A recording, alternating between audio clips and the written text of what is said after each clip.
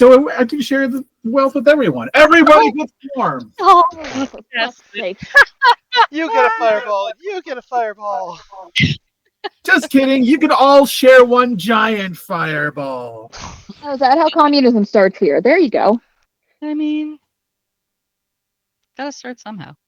I'm pretty sure this by the time I'm done upcasting, this is going to be like when Frieza blew up Namek, just giant be it. ball of fire. Mm, Poor Namek. He didn't deserve that. Filthy monkeys. That's how it's going to go down. Gosh. Well, welcome back, everybody. hey. DM. We are in the middle of the day of the regatta here in Tremonto. There was a blessing at the Temple of Joaquin this morning, followed by a parade towards Sunset Crossing, where the engagement of Naruko and Marcus was made public. You finally got a chance to meet some of the other elite families here in Tremontos, the Lady families. Doros and the Belamontes. You were in a parade You with said them. it right.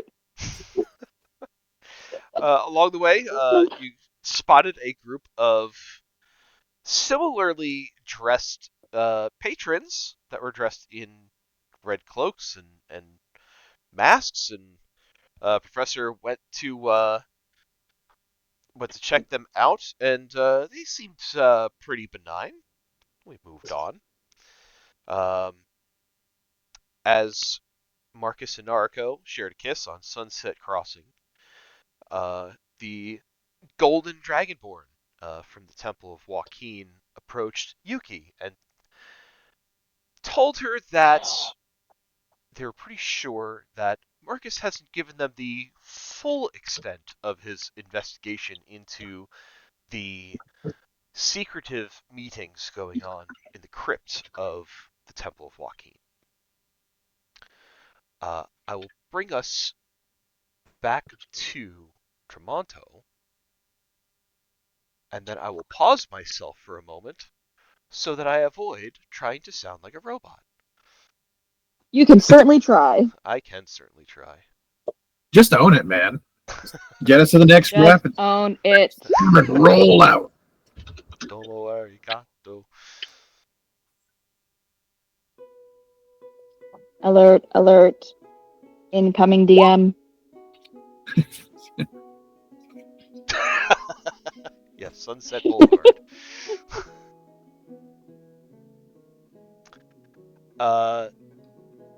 How's it sounded? Am I right?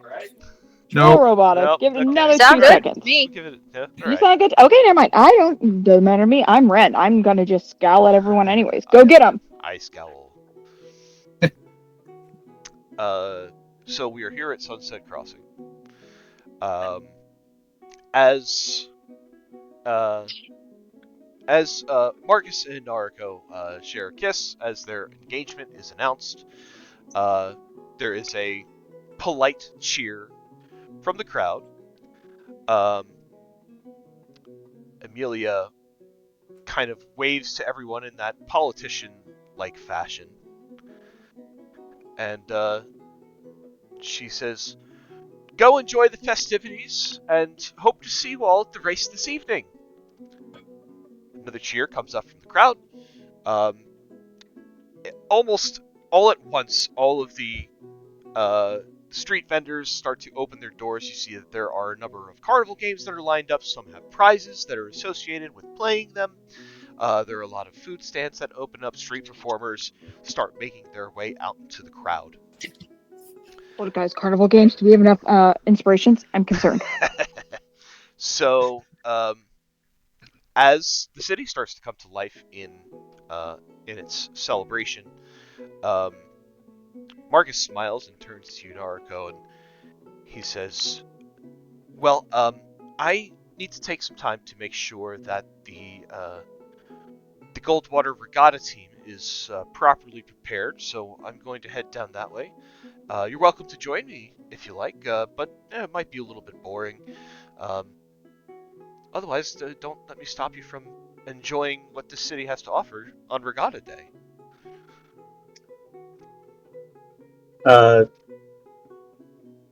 I think Naruto needs to head down to the Regatta area anyway because He's planning on racing, prizes man. were made apparent that she wants, so she might need to actually like sign up.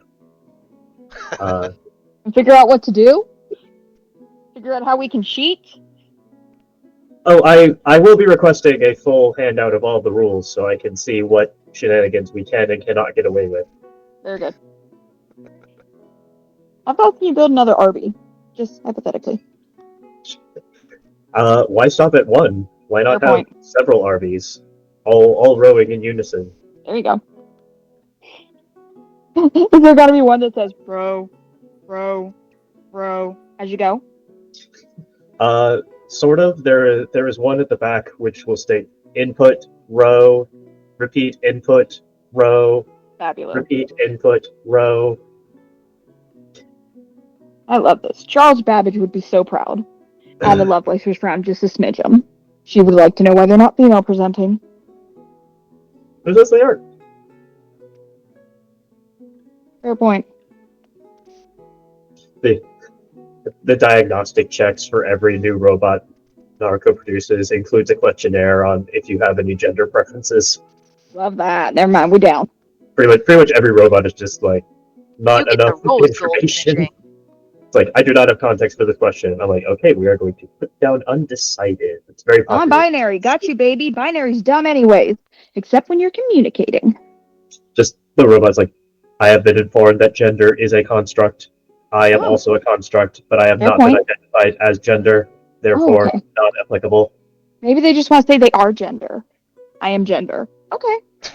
That's a new one. That sounds great, though. I love it. I am gender. I am gender. For maximum versatility, this unit has chosen to assume all genders. Ooh, I like it. Multi-gender. Sounds fabulous. Okay, I'm gonna stop talking now. Why? That's what D&D is. We just talk. Very much what we do here. Yes, you're correct. It's imagination. So that's kind of the stop that Naruto needs to make before she can get knee deep in prizes. And there will be prizes. And we will win them all. Or at least steal them from other people. Just the second the mayor announces that there are prizes at the games booth, there's just a sudden darkening of the sky as a chill runs down the spine of every NPC, and they don't know why. Listen, we didn't win the first place prize, but we're in possession of it.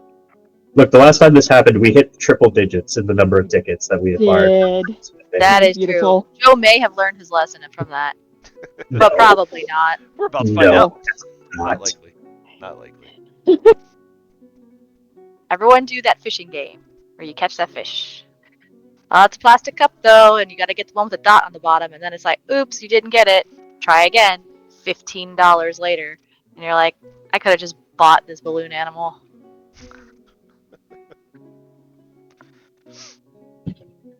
I have no skills with which to pay these carnival bills, so, you know. That was really specific. Is there like a story you want to share, or did you just do it? No, that's just one of the games that I like to play, and you don't win. You can't win that game. I guess you could, probably, with enough time and money, but at a certain point, you just go, I could just buy myself my own game. That is the unfortunate part, yes. The real fantasy of D&D is being a high-level cleric who can cast divine intervention to for sure win the stupid duck game. That is true. And that's just, this ruins the spirit of the game, right? You know your game ruins spirits in general, right? Agree to disagree. Back on it. Your game is stupid. My god said so.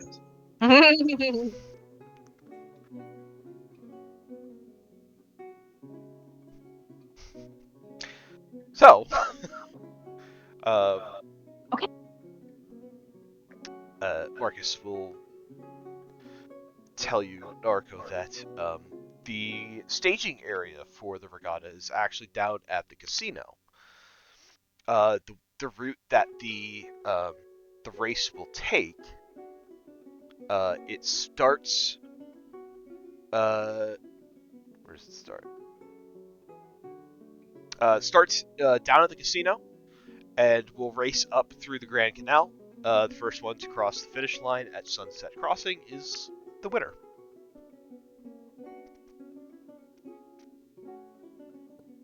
And that's the extent of the rule? That's pretty much it. I mean, the rules are that the fastest team wins. The first one to the finish line wins. There is not enough rules. Not enough rules, man. Get to it. It is more of a gentleman's agreement that you don't mess with each other's boats. We're trying to win this on skill alone. Narco's a woman. Well, yeah. I mean, but you can try to tip the odds in your favor. But if you're caught, it is kind of I mean, like, there's no like hard consequences for it. Mostly just the loss of face and honor, really, which is something that is especially damaging to if you're one of the elite families here in the city. Mm-hmm. So, I'm not hearing any prohibitions on magic so long as you only use it regarding your own team. Or does that fall under the not enough skill displayed, no honor gained? I think it's more a question of not getting caught, like trying to tamper with other teams or anything like that, or interfere with them. Is not the canoe race from Wednesday, the TV show. Okay, I'm in. You will want to choose a team that has a good amount of strength behind them, as strength is the primary. Well, strength is basically the primary stat with which your boat will move the fastest. I'm in for moral support. I have scrawny arms. Good luck, guys. How many people can be on a team? Or is it like a single person? Is it like a rowboat kind of thing? Or are we... So the boats themselves, they're like like your typical little skinny kind of rowing type boats. It's just wide enough usually for one person to sit in a row. These boats can accommodate a team of 4 to 6. If a creature is size large, how many spaces do they take up?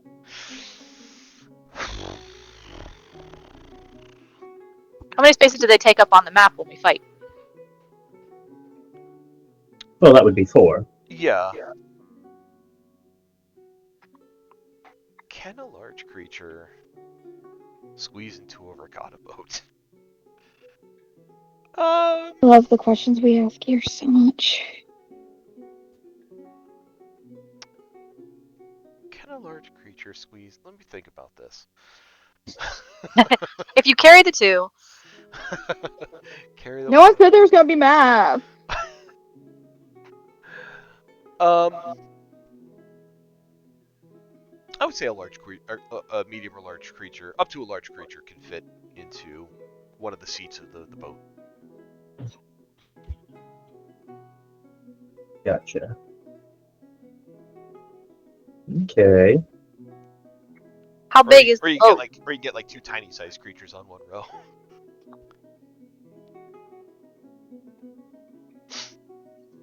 How big is the boat?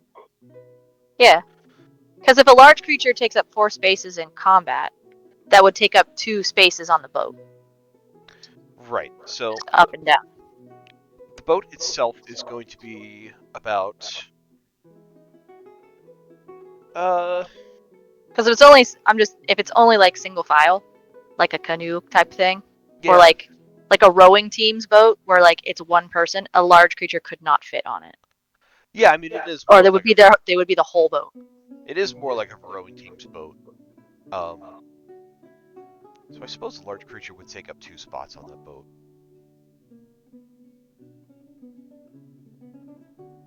Love math for D&D. Because like a person is a medium-sized creature, right? Yeah.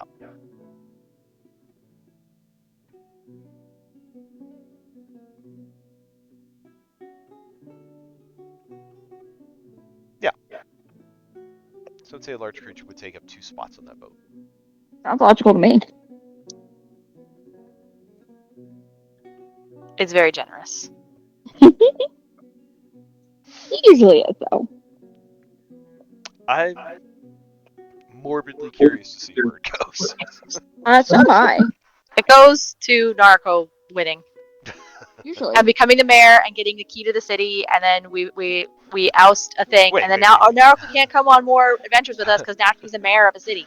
The Oh my prize, gosh, all before noon? We've been too busy. the prize is not becoming the mayor. You don't know Just a that. stepping stone. I think that's you hope that that's not what it happens, but I think it happens. Just wins I think that's wins the race. Get advantage on a charisma check of my choice. Immediately declare revolution. That don't take much.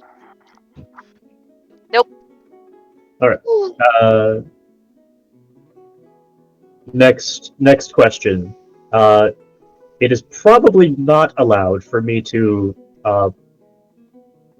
attach a steam-powered motor onto the back of my boat. No. No steam-powered boats. This has to be rowing only. Modification Yes. modification of constructs to perform the rowing action. Modification of constructs to perform the rowing action. I mean, we're talking like RB. I mean, RB's a start.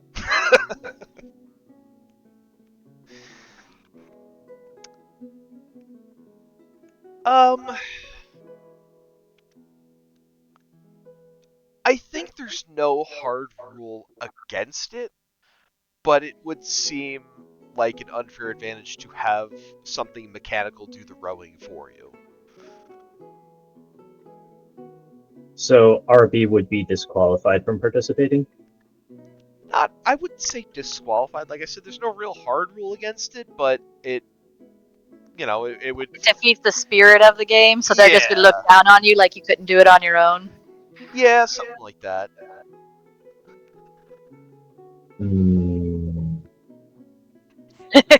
I'm naming the title of the session. We ask aggressive questions.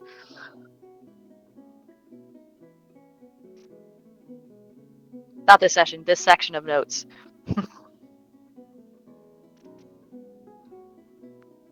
No, god damn it. All right. I will. You should be afraid of that. You should be afraid of that, all right. You got a boat here for me to rent or purchase or requisition? Requisition is borrow without asking, but eventually we get it back.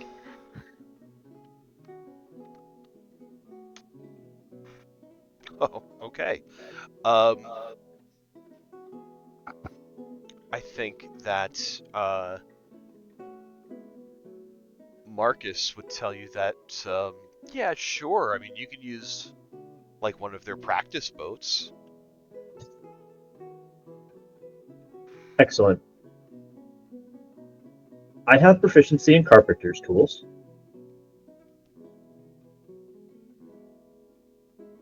And I am going to get to work. I have proficiency in no tools, but with simple weapons. So can I help with hammering anything? You have proficiency. What tools do you have proficiency in? Absolutely none, but I have proficiency in simple weapons. So would a hammer be a simple weapon? Can I help? I would say you can help with the construction part of it, but as Yes. far as like trying to like figure out how to make it better or more sturdy, I don't think it would be much help. I mean, I'm just here to have a good time. You're just really good at taking direction and where to place the nail or whatever. Where to nail it? Yeah. Got it. Yeah, I'm pretty good with that.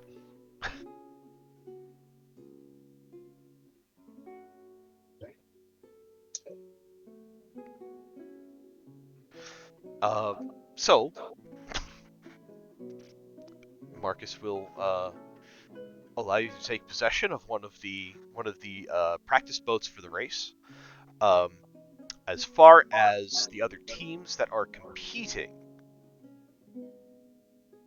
there are obviously 2 hot guys in a boat. there are obviously teams from the Goldwaters, the Belmontes, and the Doros. There is a team put together by the Gondolieri. There's another team that calls themselves the High Spirits. They represent an association of the city's taverns and inns. Oh my gosh, that's so cute. Oh my god, the branding, it's so good. And then there's you guys. Hi. I'm writing that down. I want to remember that. And then there's you guys. I mean, we're the Mystic Mechanicus. We have star power. Yeah. Fuck yeah, we do. We have Shield Guy. Cool. We do have Shield Guy, who I guess is going to be a mascot because he's not allowed to participate. Racists. Who was the other team? It was all the families, the High Spirits, and who else? I'm typing it out right now. I think the Gondoliers, like the Gondola Yeah, Drivers Union, has a team they sponsored. the Boat Drivers Union. The BDU.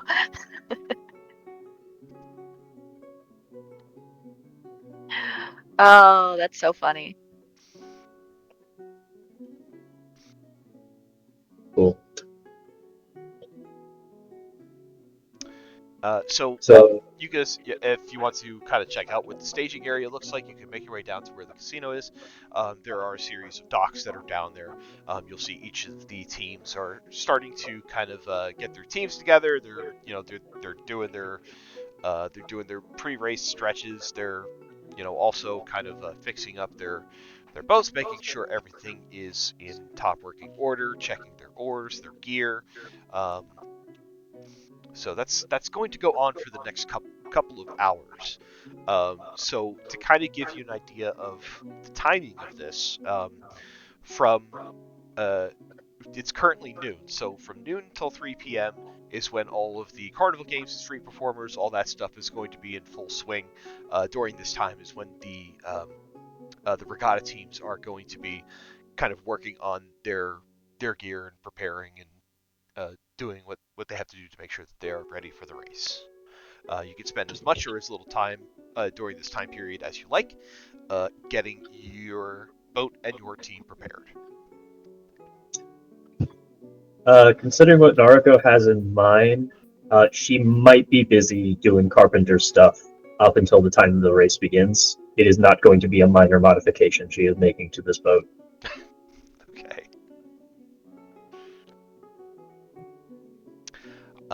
What about the team?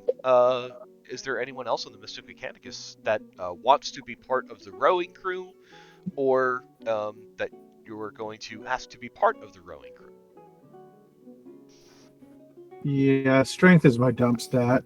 I have a big body and little arms, and I don't think this is gonna work out well. Syrian should join. Isn't Syrian still back at the house? Or Trap. is he here now? Summon him. I like how you very much said trap and then summon you. You can Summon absolutely forth the mouth trap. You can absolutely summon him.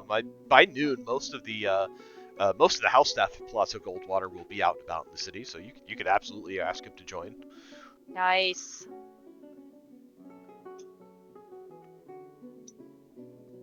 Nariko will need to be on the team for management reasons, despite her also scrawny arms.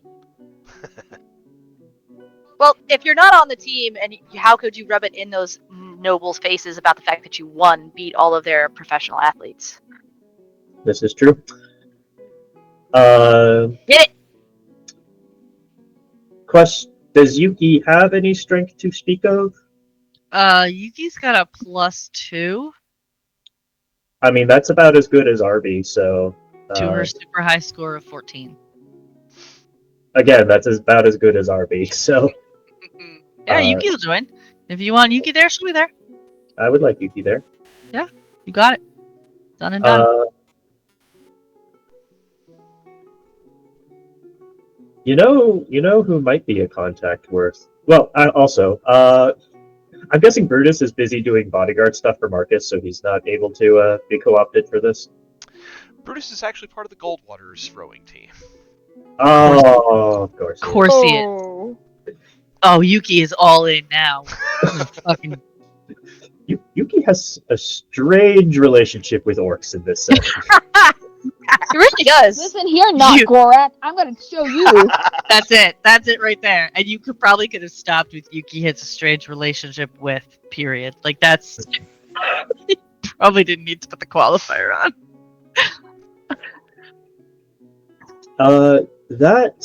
That Armstrong fellow that we met in the crowd, who was kind of like an up and coming union boss kind of guy. Is he around anywhere? So if you head around to the central market, where the market is, the casino is, that kind of square where you first encountered him, he's going to be part of like an Occupy Tremonto protest. Cool. Just be like him and Rana and some of the other residents of the city are just kind of like sitting there and just kind of protesting the whole day. Cool. I will extend an offer because we have not gotten art of this guy. I'm sure he's unreasonably attractive anyway. Oh, but I'm sure, yeah. I imagine him as being like a buff foreman kind of guy. Yeah, So He's not. He's got those arms going on like blacksmith. I mean, he's got a dock worker's build. cool. If he or any likely lads as part of this protest want to get in on the action of snubbing all three of the major houses from getting their preferred trade contracts for a year, I've got openings on my team. Why don't you? This little JoJo's like, what? Sure. Persuasion check, I'm guessing Yeah, here. give me a persuasion check. Let's do it with advantage because you treated him so nicely so far. That's great. I was going to cite advantage because I casted Ingle Splendor earlier in the day for parade points, Yes. but that's situational bonus is also good. Sure. That is altogether a 27. He kind of looks around at some of his Occupy buddies, and you see they all just kind of start nodding at him, and you hear the suggestion being thrown around, like, yeah, that would be a really nice feather to stick in your cap, be a real thorn in their side if you were to enter this race and win. So he agrees. Cool. So I've got Narco, Armstrong, Mousetrap, and Yuki. So we have the minimum 4 members to the team there. I think with what I'm planning, we probably couldn't fit the extra 2 members anyway, so that's fine. All right.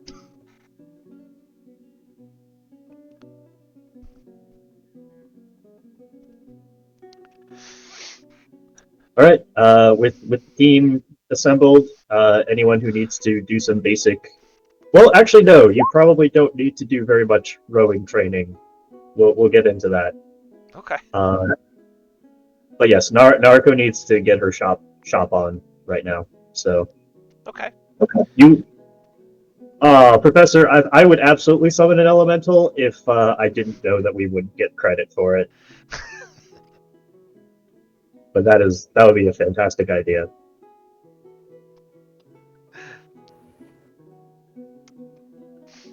Actually, that would be an amazing way to cheat. Just summon a water elemental, have it sit underneath your boat, and then just like push it extra fast for you. Oh my gosh. I love that. That's brilliant. Why are we not doing that? Because I'm lawful good. The rest of us are not. Look, I am absolutely going to leverage my not strength in my favor, but that's a little too easy of a win if it works out. Oh, we'll call it a 100-foot race. Yeah, sure, why not? It's I mean, tiny. it's obviously longer than that, but You absolutely planned it like that, clearly. 100 meter. Cool. Meter's longer than a foot. No. It's basically it's just like a 300-foot race at that point. No. Yeah. Well. I was gonna say it depends upon who you ask. Ow, ow, ow. It's a metric race. It's a metric race. No. So with Naruko and Yuki getting the boat ready, along with some Shanghai dock workers, some union workers, not Shanghai, but like some union workers and Syrian. I don't think Jade really has much to do there. So she's gonna turn to the professor and just say, "Professor, did you want to go out to look at the festival while everyone else gets ready for the regatta?" Yeah, sure. It sounds like a lovely idea. Not much to do here. You guys don't need any help doing that? He kind of makes a face and gestures towards whatever they're doing.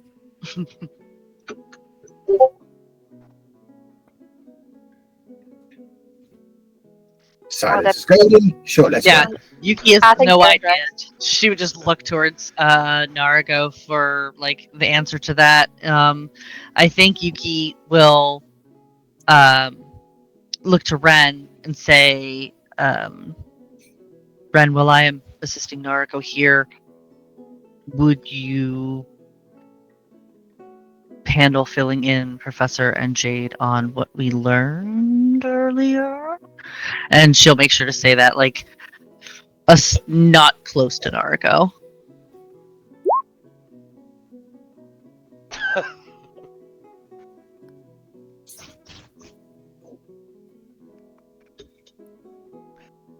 Huh, very well. I shall take care of it. Good. And then Yuki will go back to doing whatever job Naruko gave her to do. What job would Naruko give Yuki to do, or what does I don't Yuki? know. What would Yuki want to contribute to getting the boat ready, or getting the team ready?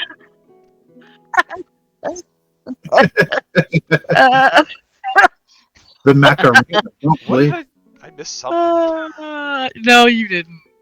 Just a zero fucking clue. Well,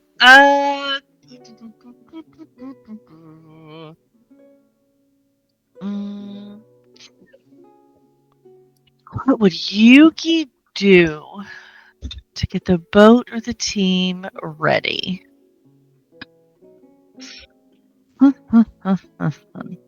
What nonsense do I have that I can do? No, seriously, do you have a speedy tea? That's an idea. Do I have a what? Speed tea. A tea that makes people go faster. BT? I don't BT. think I do. Yeah, it's just tea with a little crack in it. It's a little cocaine. It's fine. That's great. Let's go. Have a little cocaine. A little cocaine. So, all right. So, side story, out of The character, cocaine. not game related. We were in Columbus this past weekend. We went to GalaxyCon. We met Thomas Lennon. He was going around telling everybody in the crowd, there is no upside to cocaine. There is no upside to cocaine except the energy. Okay, that's a fair point. The whole time. Except the energy. Is that what he said? Except the energy. Yeah. I love that. No upside to cocaine. Except the energy. That's a fair The way point. it makes you feel. No, Yuki has no cocaine tea. Same. Cocaine. She has no cocaine tea. No cocaine. No coquina. No coquina está aquí. And actually, Professor does bring up an interesting point. You could use this opportunity to also try to sabotage the other team sneakily, if you I felt know. this was part of your character. Fuck. As long as you're not a Triceratops, you could probably get something nice from him. I mean, This feels like it's going against our earlier drug-free operations. What happened to the DARE program, guys? Got anything about drugs? We This is we looking established that the DARE program did not work. Okay, well, we all knew that, DARE but program. I love that Arco's just like firing up at acetylene torch. absolutely. okay. All right. I like how Narco's like plausible deniability. Torch is on. I think Yuki. Let's see. Whatever job Yuki or Narco will give to Yuki, she will work on. But at the same time, I think she will be checking out the other boats. Are they all pretty nearby? Yeah, there's all like the same, like a similar kind of staging area. You can like think of it like a almost like a NASCAR pit crew, where like you're kind of all lined up in the same kind of area, but you're all like, somewhat separated from each other, but not so separated that you couldn't get from like one station to another. Rad. Mm,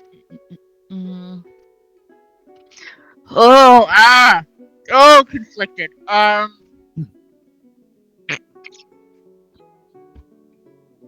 Fuck.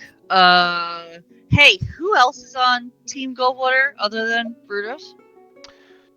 So it'll be Marcus, it'll be Brutus, and it looks like some other people that kind of work at that probably work at the trading company at the dock warehouse. So no one really notable.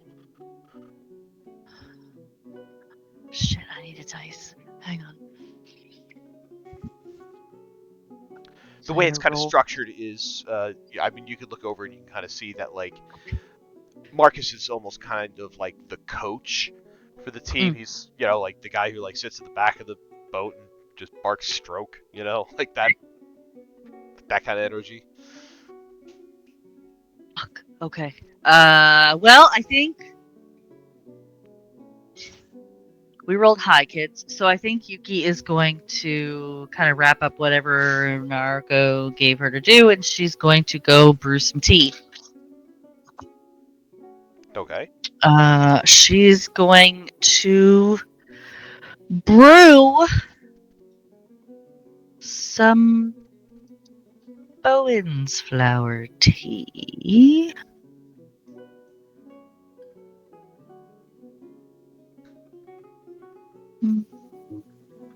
Yep, she's gonna brew some of her Bowen's flower tea, which is a mild sedative tea, and she's going to go over to Brutus, only Brutus. Mm-hmm. And she will walk over and with her tea in hand, tip of tail twitching, will say, it seems today we are on separate teams. Brutus just kind of looks at you and just gives a grunt. To the point. I like that. Marcus nearby kind of turns around and he looks at you and he says, "Yes, I suppose we are on opposite teams today. I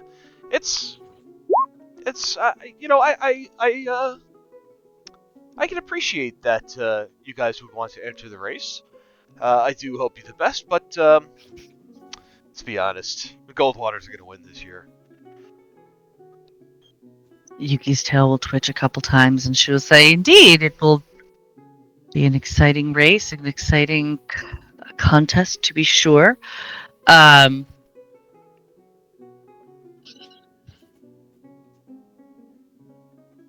In my monastery in the Byoto Mountains, we have a traditional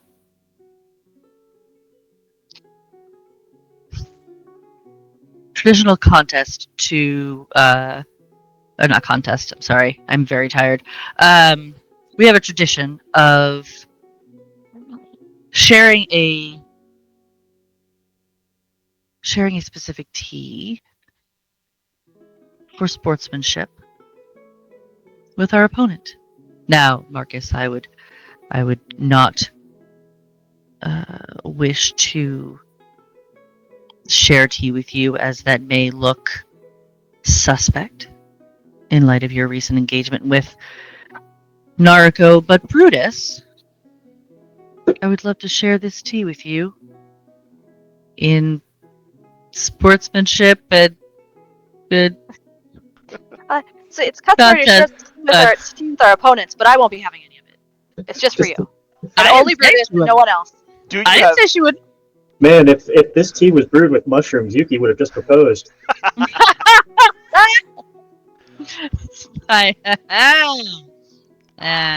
not as good as Gorak. How many cups of tea do you have with you, Yuki? I have 1 cup. So I did say share. I said share. okay, all right. I'm being super shady, only a little shady. I would like you to first give me a persuasion check. Perfect. Fuck you, computer dice. I'm not even playing your shit today.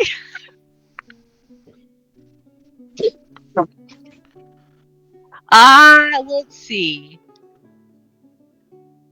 If I have proficiency, that means I only still roll once, right? Yeah. You So just add proficiency to it. So your Cool. proficiency bonus would already be included in your bonus modifier for that skill check. Right. You just roll a 1. No, a 4. So that's a whopping Oh. 8. Nice. 8 something. 8 8 gets you going. 8 is something.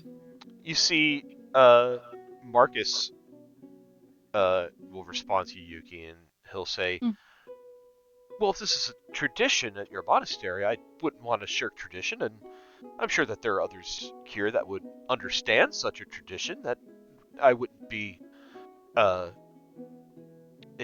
wouldn't be betraying my promise to Nariko." Yuki, because Yuki's gonna look at Nariko. She's gonna look at Marcus. She'll say, if you feel that it is appropriate, then I would not keep you from it. I would be honored to share tea with you, Marcus. Marcus kind of nods. He looks at Brutus, and Brutus asks you, "What kind of tea is it?" Oh, this is a special tea up from, like I said, from my monastery. It is called Ekamet. It is it's a nutty tea, and it fosters positivity. I need a deception check now. Sure. What could possibly fucking go wrong? Fuck you, number die that gave me a 4. Okay. Deception. Okay, that's a 14. It's not great, but it's not a 4. You see, Marcus kind of gives you a bit of a funny look, and he looks at the tea, and he looks up at you, and he goes, "I'll pass, but I appreciate the offer." And he kind of looks at Brutus, and Brutus looks at Marcus, looks back at you, Yuki, and he kind of shrugs, and he will hold out his hand to receive the tea. Yuki will put it in his hand. Brutus will sip the cup and hand it back to you. Okay. Yuki will take the tea. And she will.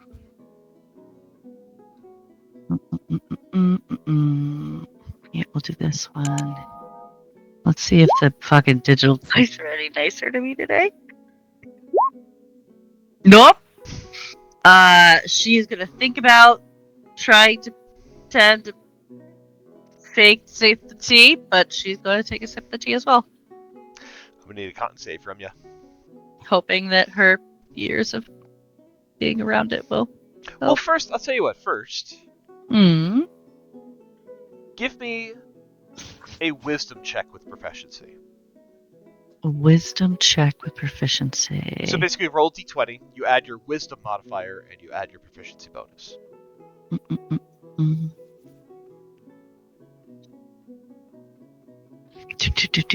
Okay, got it. All right, so roll d20. Perfect. Great place to start. It's a great place to start. Wisdom modifier, you said? Mm-hmm. Okay, so that's 3. And what else? Proficiency. Proficiency. I always fucking lose that bitch. It should be right below. Plus 3 as well. Plus 3 as well. So that's plus 6. So it'd be a So 13. 13? Yeah. So, I don't know how often you've tried to brew Bowen's flour. I don't think you've quite mastered it yet, but I think you've gotten it to a point to where it could be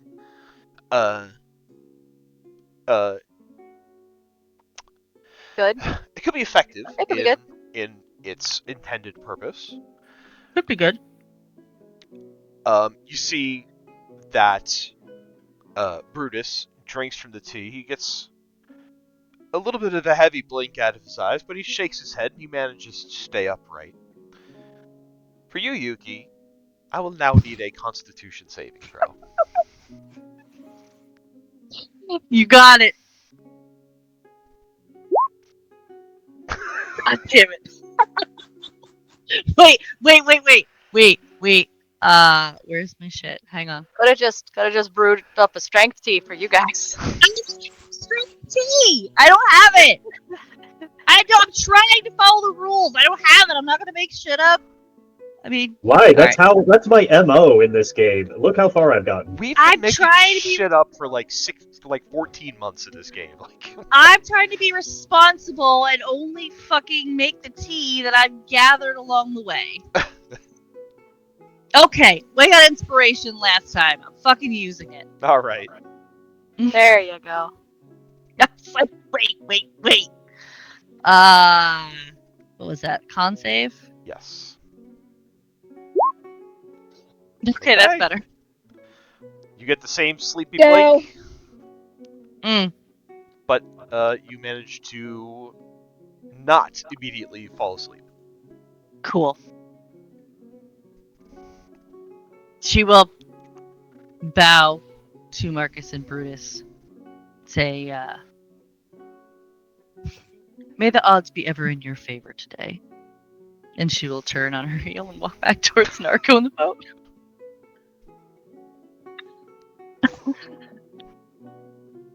Tip of tail still twitching. I think as you walk away, you hear Marcus turn to Brutus and say, "You know that wasn't the tea she was telling you it was, right?"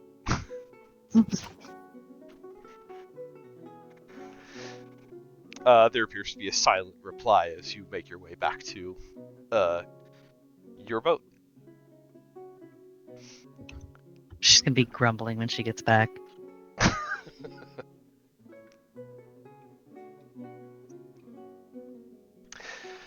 She'll walk up to Narco and say, Narco, is there something else you would have me do to prepare for the race?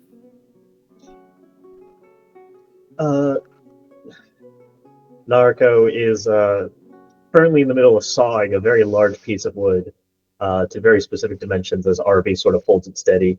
And she says, you know what? Given your martial traditions, we could probably use some exercise for stretching, limbering up, and making sure we're at peak efficiency. Consider it done. Yuki will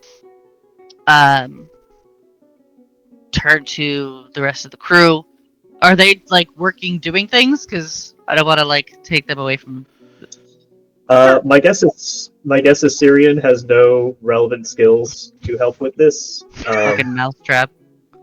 But our dock worker fellow probably knows his way around some boats, so he's probably providing minor assistance, although maybe slightly baffled at whatever the hell Narco's got planned. Yeah, it sounds, All right. Sounds accurate. So Yuki will take Syrian and she will run him through a course of light calisthenics as he is mousetrap and she does not want to make him pull a muscle. So he's like, all right, we're in for a workout. He will take off his armor and his shield. And he kind of stretches a bit and he says, all right, we got to keep light. Let's do this. To work him through her like warm up. He says, but you know, if you need me to help with, you know, doing any kind of building with the boat, my father was a lumberjack.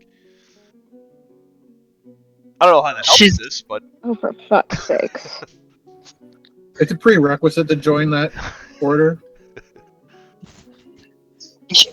Yuki will like stop for a minute, stretching, look at him, arch an eyebrow, and go, "I don't see how that's relevant," and go back to doing what she's doing.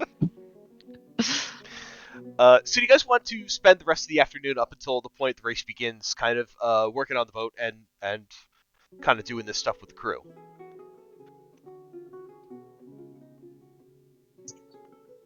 Yep. Okay.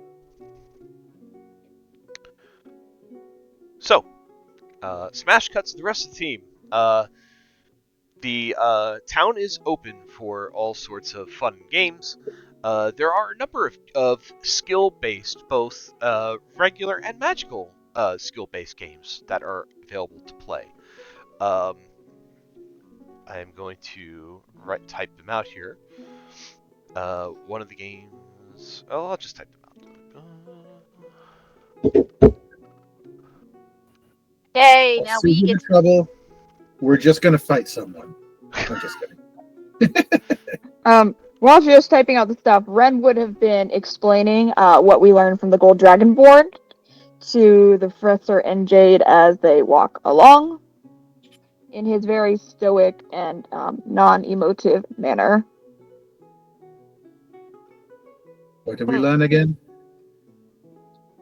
We have learned that it is possible that Marcus might not have told us everything that he gleaned from visiting with the temple. In fact, it seems likely that individuals are visiting the temple on a regular basis, going down into the lower crypts, and it seems as if they are trying to evoke a creature to come forth, potentially from another dimension. It is one of my theories right now that we could be dealing with one of the entries that our rather large cat and turtle friend have entered through, potentially. It's probably not if they're asking for who they're asking for. Perhaps What? not. Everyone Or just the tried be to ignorant. Dragonborn is just lying. Not impossible, but I'm uncertain as to why in particular he would lie about misdeeds at his own temple. Because he wants to get Marcus in trouble? Did not seem in particular he was targeting Marcus on this front, only that he wanted us to be aware of what could potentially be happening within the temple. Well, he specifically said... You said that he specifically said that Marcus wasn't giving us all the information. Right. But how do we know that he gave that information to Marcus? We could, of course, go investigate for ourselves if we would like a first-person perspective on the issue, which Well, I aren't we believe going would be tonight, wise. though? Indeed. Well, we're going tonight, so I don't really see a point of going again today. Well, no, I did not say we should go today. Merely sharing what potential information we have. Although, if everyone is out for the regatta, it might be the perfect time to go because there'll be nobody there. Yes, but then we wouldn't have Yuki or Noriko with us. Or more importantly, we require blood to get into the lower part of the crypt, and I'm not interested in gathering anything freestyle right now. I'm thinking less getting in and getting our hands dirty and more seeking clues and evidence. It's going to look weird if we just sort of walk in there, start sniffing around and really delving the place. But What sorts of clues, though? The whole temple is... And people go there all the time, every day. that's true. The only place that people don't go is down to the crypts that Marcus took us to. That would be where we would need some sort of clues from underneath the crypts. Right, It's going to be hard without, Marcus. well, if it's true that Marcus may be withholding information, we may not want Marcus with us when we're really looking for any sort of indication that might implicate him. That will make things more challenging. Maybe. I mean, that's if Marcus is lying, though. Indeed. We don't know that he's not telling the truth or didn't give us all the information. We also do not know if he did. And we don't know that anyone's even doing anything wrong. Just this cleric is mad that people are going into a crypt that's not theirs, but the church's anyway, and doing something. Chanting to possibly bring forth an entity does seem a bit concerning to me, if that is what's Well- happening. I mean, Papa says he hasn't heard anyone, so whatever they're doing, they're not doing it well. If it is true. Otherwise, that man's just. Well, if they're not trying to conjure an entity from the hells, it's entirely possible that your papa may not know about it. If they're trying to pull someone from the far realms, it could But be entirely They're different. calling to. No, but they're calling to Papa. The ones in the crypts are calling to papa. But it was the name that he gave. One of Papa's names. Hmm. Papa says he That's hasn't it. heard anything. Perhaps they're dabblers and do not actually understand what they are calling forth. Probably. Either way. Hmm. Is the only information we have just the hearsay of the one cleric? Potentially, yes. He says that he's the only one who's witnessed things, that his fellow, whatever they call themselves, have not witnessed anything on their nights of active duty. However, I did mention since they worship a god of money, it could be possible that they were bribed. He didn't seem to appreciate that insinuation. Does he work like a certain day? Like, it's every Friday he sees people down there? Or is it just every time that he's there, there's random people with masks down in the catacombs? It does not appear to be every day, and he doesn't seem to be able to match it up with any sort of natural phenomenon. Hmm. You think his sanity is questionable?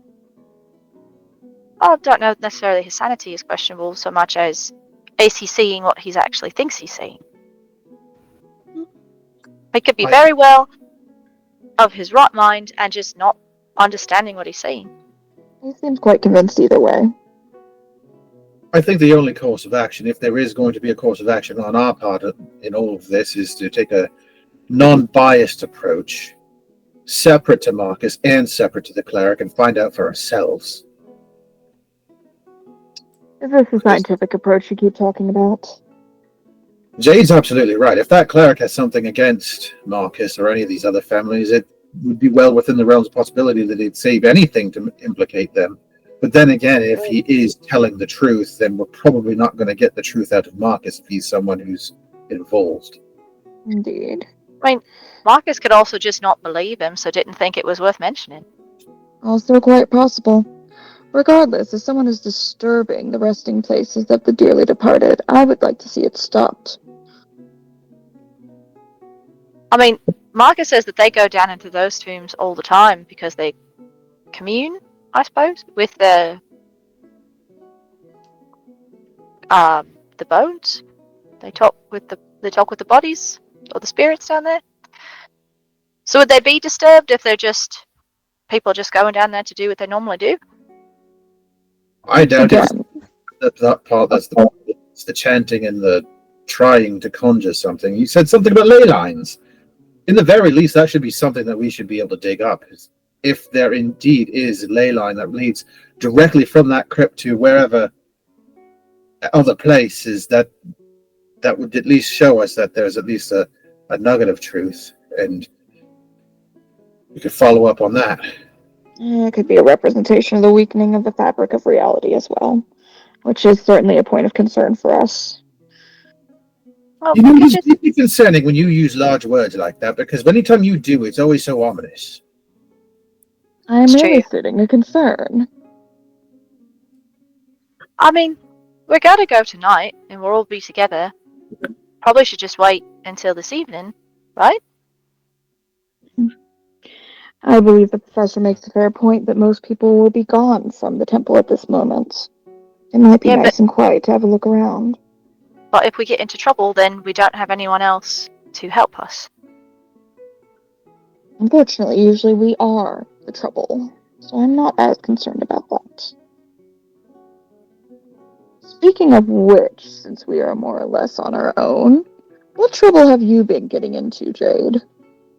Well, I haven't been getting into any trouble. Your corruption is significantly higher than it was last time I evaluated you. Okay. Is there a reason that has happened? Probably because I helped the lady What lady?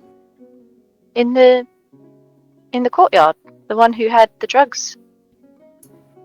She used How- some sort of void spell to eliminate the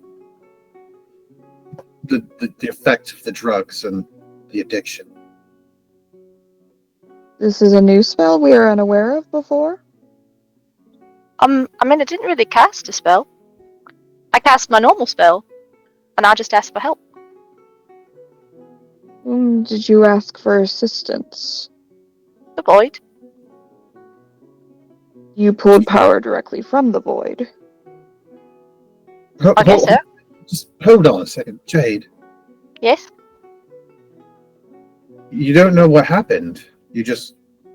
Sorry, I just need to calibrate here. When you did that, were you unaware of what you were doing? Did you just ask No. for help to spell? Oh no, it's not. My spells aren't like wizard spells, where I have to like plan them out and make a formula or draw a thing so that it does it. I just imagine what I want to happen, and that's what happens. And I just, like when I cast my regular spells, I ask Papa for help, and Papa is the one who helps me make my spells work.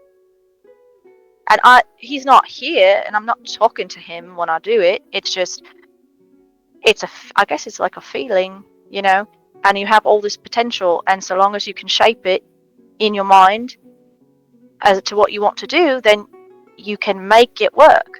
It's the same way. I just wanted it to happen the reverse of the way I normally cast my spell. That hurts people.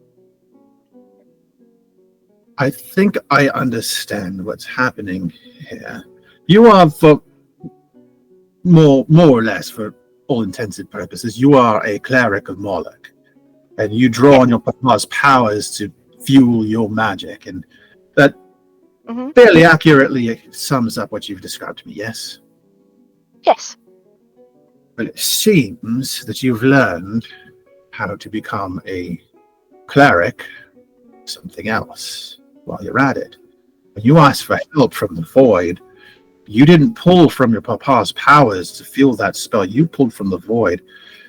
What the effect is that it will take a toll on your body as well, which is why your corruption is higher, which is why Ren is concerned.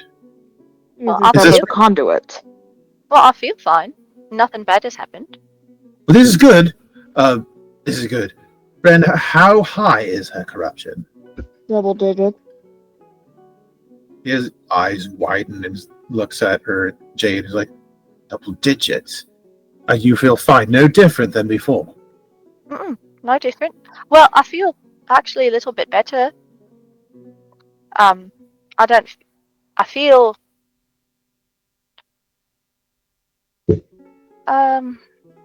not, I don't want to say different because it's not really correct, but I feel like I'm able to handle things more. Like on like an emotional level or like a physical level, like you feel stronger.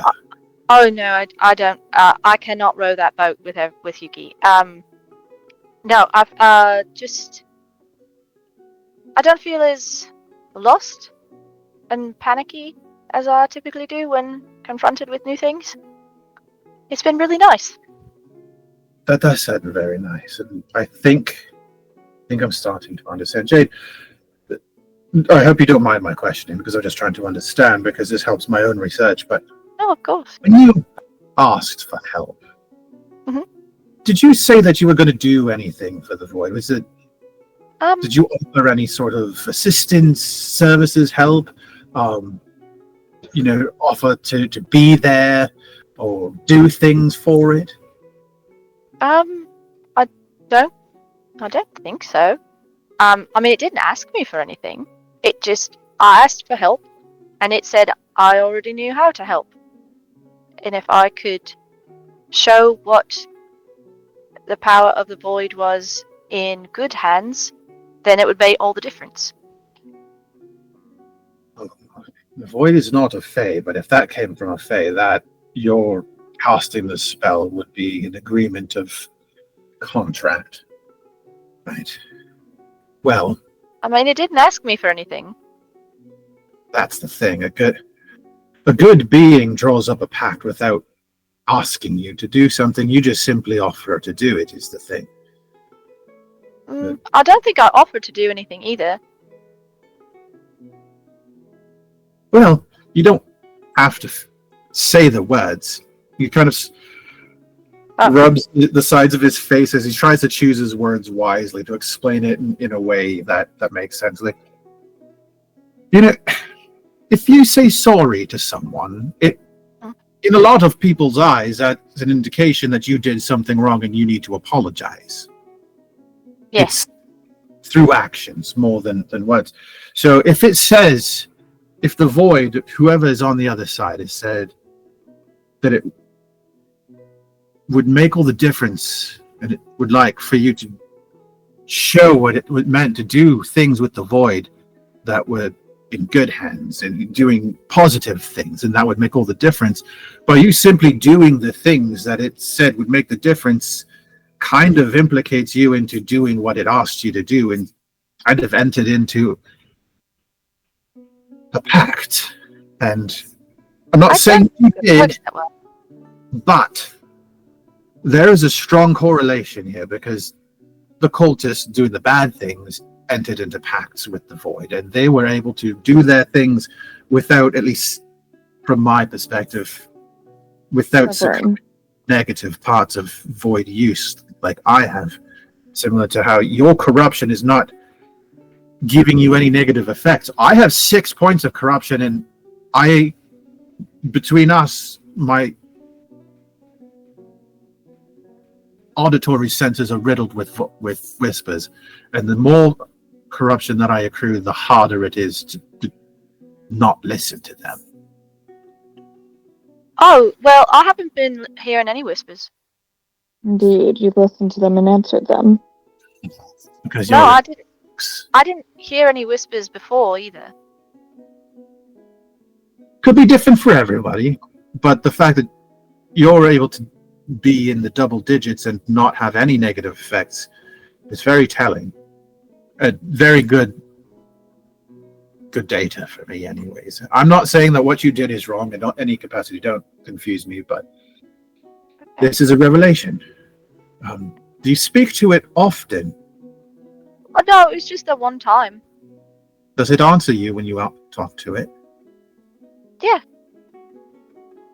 Well, haven't you talked to it, Professor? I've been calling him Kevin because it seems like it would be rude to just keep saying it. Oh, good, you're on a first name basis. Well, they said they didn't have a name, and I just feel, it'd be like saying David is it, and David is not an it, David is David, so I don't want to be rude. Seems that my ability to speak with Kevin is no longer with me. Oh. Well, have you tried? Yes. It seems when I try to reach out to Kevin, I get Eric instead. Oh, that's right. You said that. Well, maybe Eric is the thing that's being... It's entirely possible that Eric and Kevin are the same thing. I mean, the names are both equally preposterous. Well, I did name both. Somehow sounds worse. But I thought they were good names. they are good. They are good names. Kevin wanted me to use the void and give in to the void, and Eric wants me to use the marble. And I have to say, it is very hard to say no to Eric, because everything that the marble has to offer comes at a significant price. And if I allow him, if he's to be believed, if I allow him to help me, then I don't have, that price may not be so severe. Well, I mean, he did have the marble for the longest time. Yes, and he also killed countless numbers of people when he had the marble. Assumingly. Assumingly, of course. Would you like me to hold on to the marble, sir? Have that. No, it's A okay. little bit more. Mm. It's A little fine. bit more. It's not at all convincing that you are in need of additional assistance. I think he's doing good. Jade, This- another question. Hey. Have you told your papa about your communications with Heaven?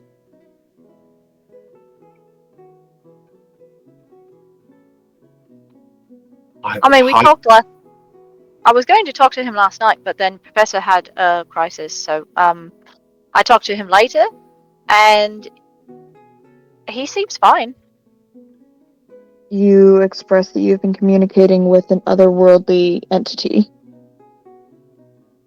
It didn't really come up. I believe you should make a point to bring it up. I disagree with that entirely, because when I spoke with Malik about the void, he had very strong words to say about it.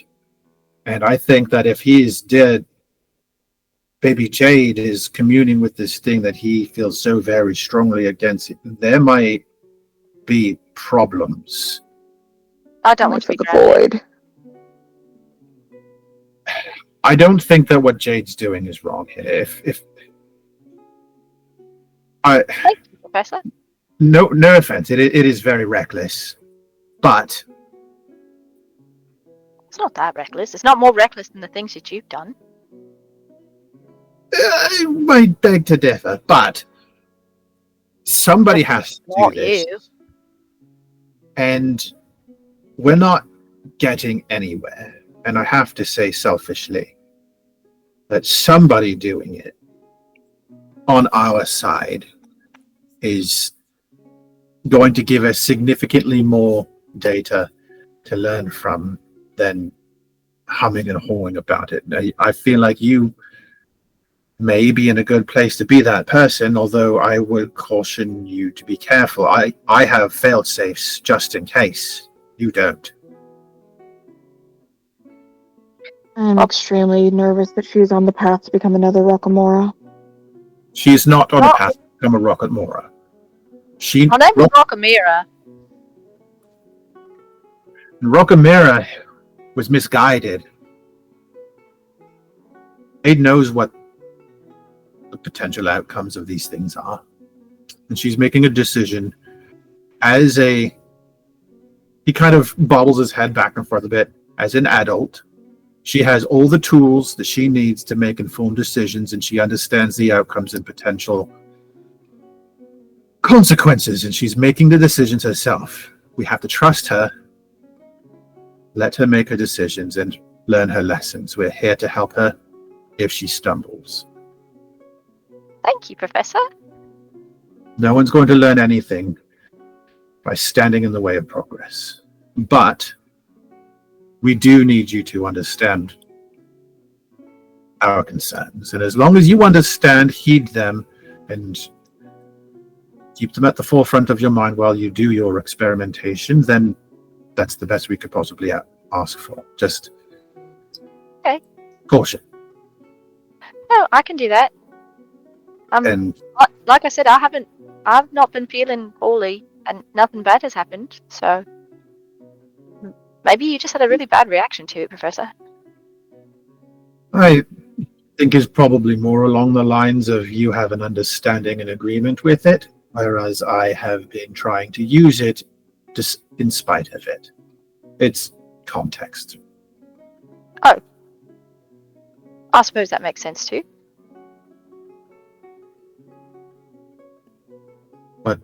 He looks to Ren like, please keep an eye on her corruption levels. And Jade, if anything happens, if you start feeling any effects, please tell me.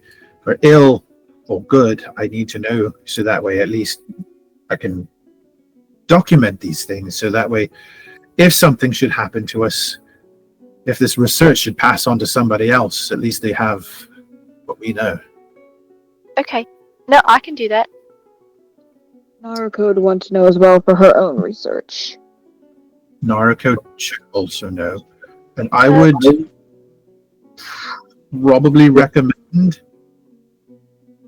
and she's not going to like this, but if you could try to get something similar to what I have as a failsafe with the Summer Queen, or someone, your papa even, just like something that if you become unsound of mind and incapable of making the decisions that you would make on your own, we need to be able to step in. Wait, failsafe what? I have a failsafe where if I become entirely corrupted and by the void or anything really, Naruko holds a key that could have me locked away within the Summer Court. So that way I can't hurt you or anyone else or myself until somebody can lift the corruption. Are there any other Fey deals going on there I should be aware of? People aren't usually upfront about their Fey deals. I mean, if you want to be completely honest, yes, I have other fairy deals, but no, it's not really relevant. That's why I don't have a name. Yes, we are aware. Why? I had to give it up. Oh, well, that part I know.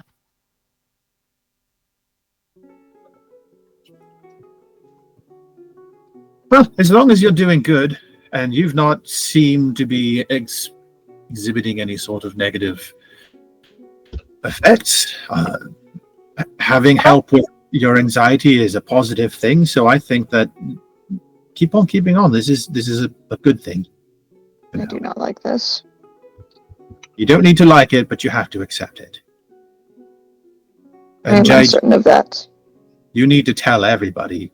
No secrets. You're the first one who's asked. This is the sort of thing that you kind of come to the party and say. Oh, by the way, I have been communing with Kevin. Who is Kevin? Oh, it is the name I have given to the void. That seems like a valuable conversation. I mean, sure.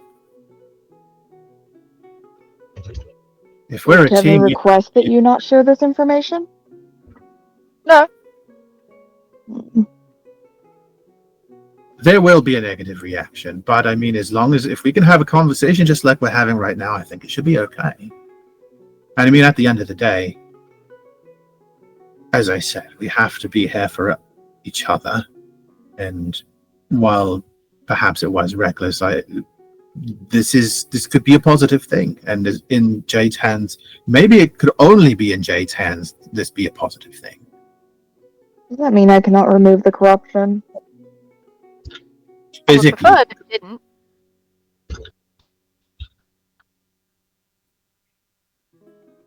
but if you have no reason to, I probably wouldn't. It's not exactly nice to purge people of their vices against their will. It is literally corruption. I mean, you'd really dislike it if I came along and said, you know what? That is You're way too much addicted to sugar for your apples? finger, and I'm going to make you have a stomachache every time you taste an apple. It's not the same thing, and you know it. That is a straw argument. It's the principle. I asked before I removed all the drugs from the lady.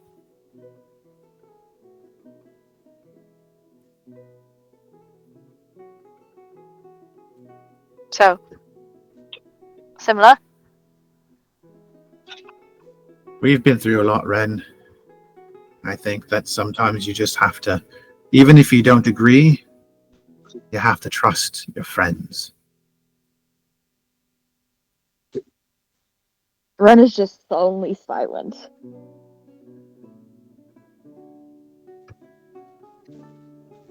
Well, he's not doing it against your will, so he might not like it, but he's not going to let you fall. And neither will the rest of us. Or where? I'm fine. I've not been tripping. Fall to darkness, fall to death, fall to anything. We're a team, and we will continue to be a team. That's lovely. Right, Ren? I suppose I am somewhat stuck with a lot of you. I mean, you don't have to be, but I will caution you that if you say no, I will let you cleanse the void from me, and I will let you feel the full brunt of Kitsune chaotic nature. You are I- threatening me with your own natural nature. Oh no, how terrifying. That's how we got a Triceratops. That is not the The Triceratops did not bother me. Bother me. I was aware. This has been a riveting conversation. Very enlightening. I, for one, would love to know what a popcorn chicken is, and they have them over there, so I'm going to get one. Oh, we should get one for David. He does not have a stomach. Chicken made of popcorn, because that's lovely. What if it's popcorn made of chicken? Oh, that's even better. What if it's tiny? What if it's tiny chickens that make popcorn? I'm going to find out, and I'm going I'm to get coming it. with you.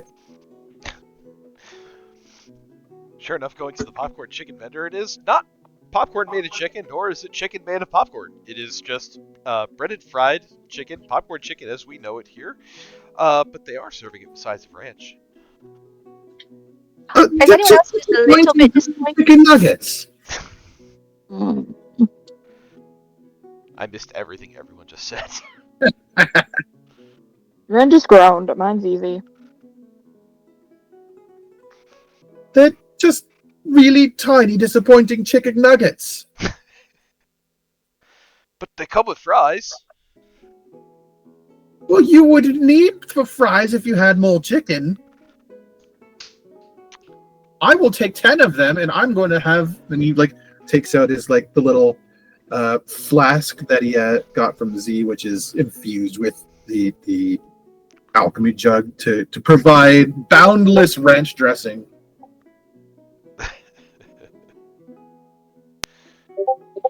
Decanter of endless ranch.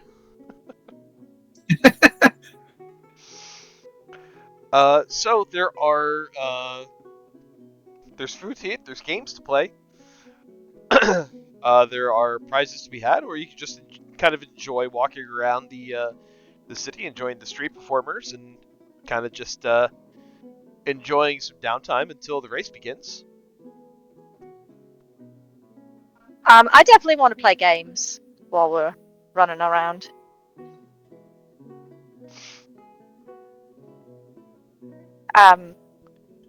If no one stops her, Jade is going to play all the games.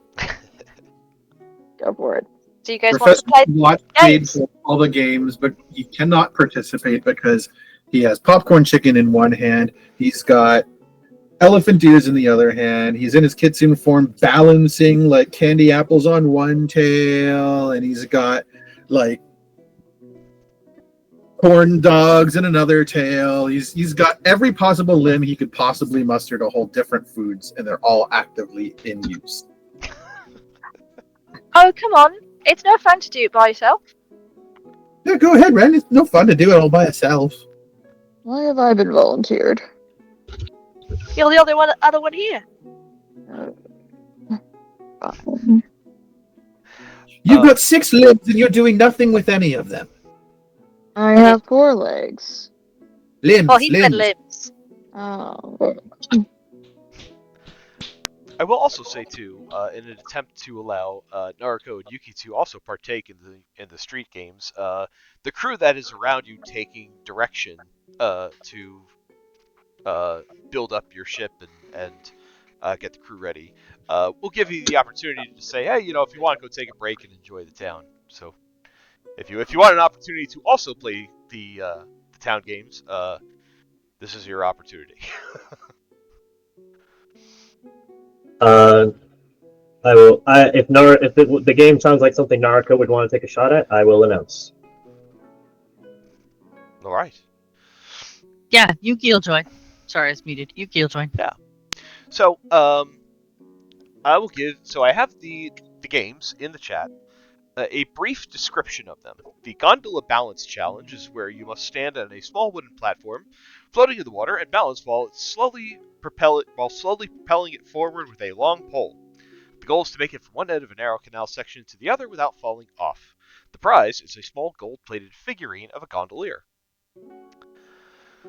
The precision dagger throw is your standard throw daggers at a target. The prize is a dagger with an ornate leather sheath embossed with Tremonto City crest. Ooh.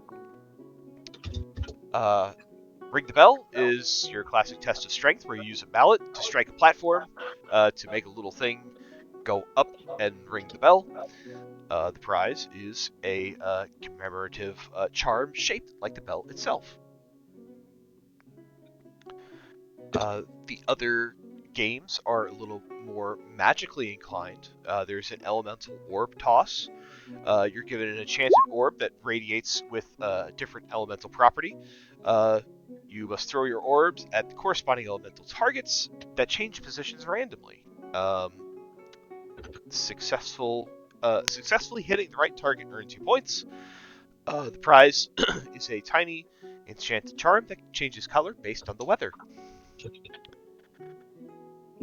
The illusory maze run. You enter a maze filled with shifting illusions that obscure pathways and create false exits. You could use spells or other magical means of insight or even dispel magic to navigate through the illusions and reach the goal. The prize of this is a small crystal that produces harmless illusionary figures when held, so almost like a hologram of, like a Star Wars hologram messenger thing, but just a set one. Just a set one. All the butterflies. The last one, the floating light rings. You can use magic to create floating glowing rings that you must keep aloft through an obstacle course of hoops and barriers. The more rings successfully navigated through the course, the higher the score. The prize is a glowing pendant that emits 10 feet of dim light that also happens to work in magical darkness. Ooh. Dibs. Clearly, we all need that. Dibs. Fine, Centaur, say dibs.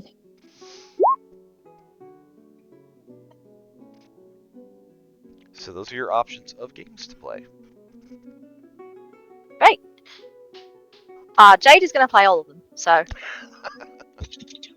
she's having a lot of fun. And our last game thing got interrupted by vampires. So First of all, it was being hosted by vampires at the time. yes, and then it was interrupted by them. There are no odd pale-skinned men with black-rimmed glasses here to try to bore you before starting these games. You're able to just start them. So the Gondola Balance Challenge. Then I'll just go in order the ones that I read them off. So the Gondola Balance Challenge. Get 'em. Yeah. You must stand on a small wooden platform, floating on the water, balance while propelling it forward, making it from one end of one of the shorter canals to the other. Those of you who are participating in this game, you're not competing against anybody. It's just a skill challenge. Try to get it from one side to the other. If you are competing in this game, then I'd like you to either give me an acrobatics or an athletics check. I am not the one. Oh, I'm not great at either though, so I guess acrobatics for me. I'm staying on the fucking shore. Acrobatics. Let me put my food down. Cool. That's an 8 for Jade. That's an 8. Ren will attempt to help Professor hold his food, but he very quickly runs out of hands. Why would you use your tails for this?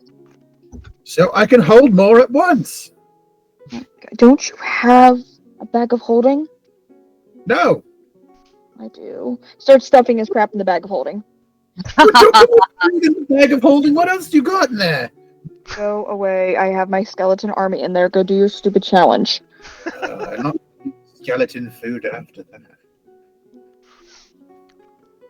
So we've got Yuki, Professor, and Jade competing. Yeah. Jade, on your 8 acrobatics, you kind of step off onto this platform. You immediately try to put the pole into the water. Somehow it slips and you fall in. Aww. Oh Yep, no! Definitely in. I don't swim. Oh no! I've no swimming. She's gonna sink. I definitely do. Don't move. Just go really rigid. You'll float. With her skirt? Unlikely. It's fine. I Do you know don't. how many layers she has under that battle skirt? Quite unlikely. You are a. Go retrieve her. She'd know the buoyancy of a corpse. Yeah, she's about to become a corpse. Then she'll be a little more buoyant once the gases start going. Go retrieve her. I don't know. She's always cold all the time, which indicates to me that she has no blood flow, which means she's still effectively a corpse, as lovely and alive as she is. Go retrieve her. She'll get scared. It's too dark down there. She doesn't get scared anymore. She's alive. She's Oh. really, really alive. I No, think she's not. they're having this conversation, and as she hit the water and like went under, Misty stepped back out to behind them. So she's just listening to them talk while she's dripping, and she just goes, "I mean, I'm not completely dead. Only slightly. I'm only mostly dead. Only mostly dead.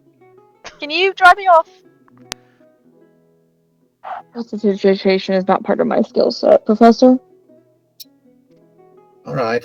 And he just sort of blows at her and casts prestidigitation as part of it, and it's just like all the moisture sort of blows away with it. Thank you, Professor. That was still fun, though.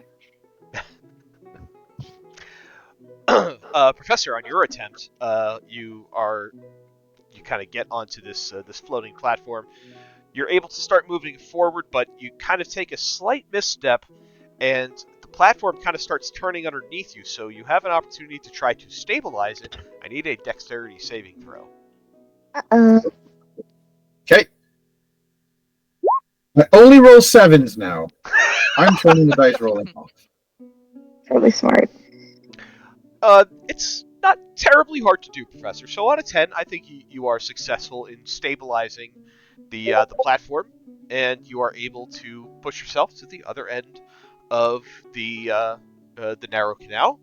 At the other end, there is a small crew waiting for you. They present you with a small gold-plated figurine of a gondolier. Yay! He accepts it and holds it up in the air triumphantly, and takes his place in the spectator seats area, whatever it is. I just clapped for him. Yay, Professor! You did it. The Can I see figurine. it? Now that you are holding it, you realize this gold-plated figurine. It's not cheap. This is probably worth about 10 gold pieces. Okay. So keep it if you like, sell it if you want. It is yours to do with as you please. Yuki, as you get onto the floating platform, it is second nature, fully balanced. You are light as a feather. Not the board. Not stiff as a board. That's the wood. The wood is stiff as wood.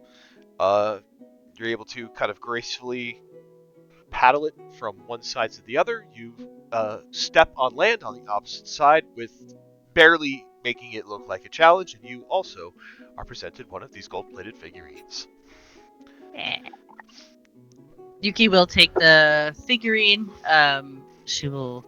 Thank you. That was quite delightful. Jade claps for Yuki too. Yuki will smile a very big smile, hearing Jade clap for her, and she will go join them in the stands. Yay, Yuki! You didn't fall in at all. I She's did very not. talented. That was quite fun. I like how we're comparing value now to the price of a candidate. I mean, That's where Narcos always measured value. Where have you been? so tell me you're surprised by that. How many cannons is this worth? I just need to know. Just because reasons? You need to win like 105 of these figurines to get a cannon. Why would you even give? Why would you give them a number? Hard Why? to big number. It's actually more like 150, but yeah. Oh, 150. My math was off that time.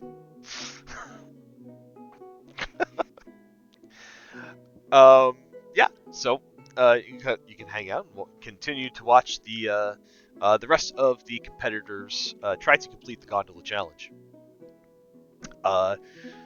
The next game up is the precision dagger throw. You have 3 daggers to try to hit increasingly smaller targets. The AC of which goes up as the smaller the target gets. So you will have 3 daggers to try to hit 3 targets. Yeah, just simple. This is going to be an attack roll, basically with a thrown dagger. Cool. I have a dagger. So, amongst those of you who are competing, who would like to go first?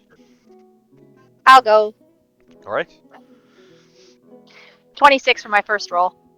You hit the large target. Okay. 24 for my second roll. Hit the medium target. Good job. Get him. Yeah. Woo! I'm rolling really well this time. Love that And for it's you. one lower each time. Up 2 lower this time. 22 for my third roll. You have successfully hit all 3 targets. Good job. Jade just like jumps up and down as she hits the last target. Uh, As she takes out her own dagger. Grandmama, look! You can't see. And puts it back.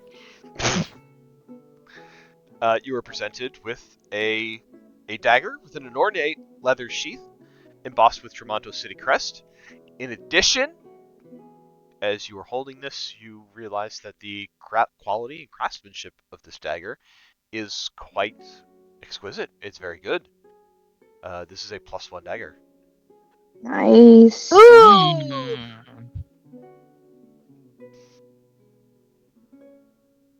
I was just gonna play a game! And I got a fancy thing! Oh yeah, you did. You can cast knife. Can cast knife! Yuki will cheer for Jade as she comes back with her dagger. I'll run over to Yuki to show her the dagger. Look, No, look, so Yuki, the- look what I was able to do!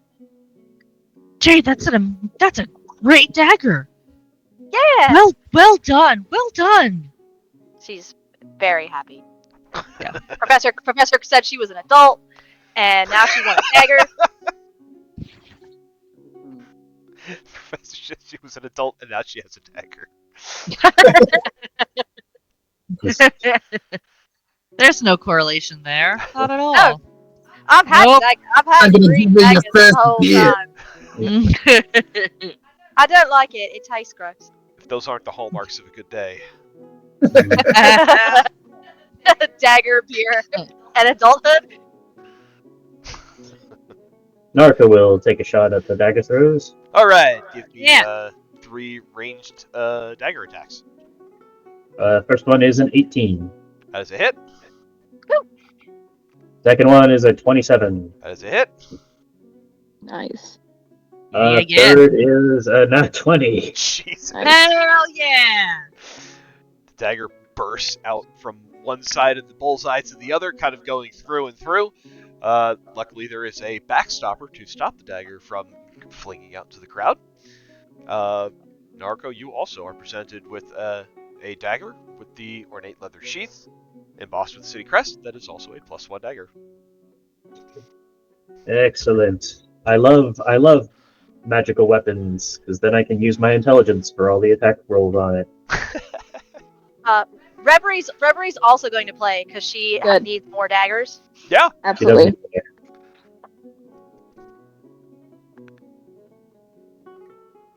It's a 19 for the first one. That's a hit.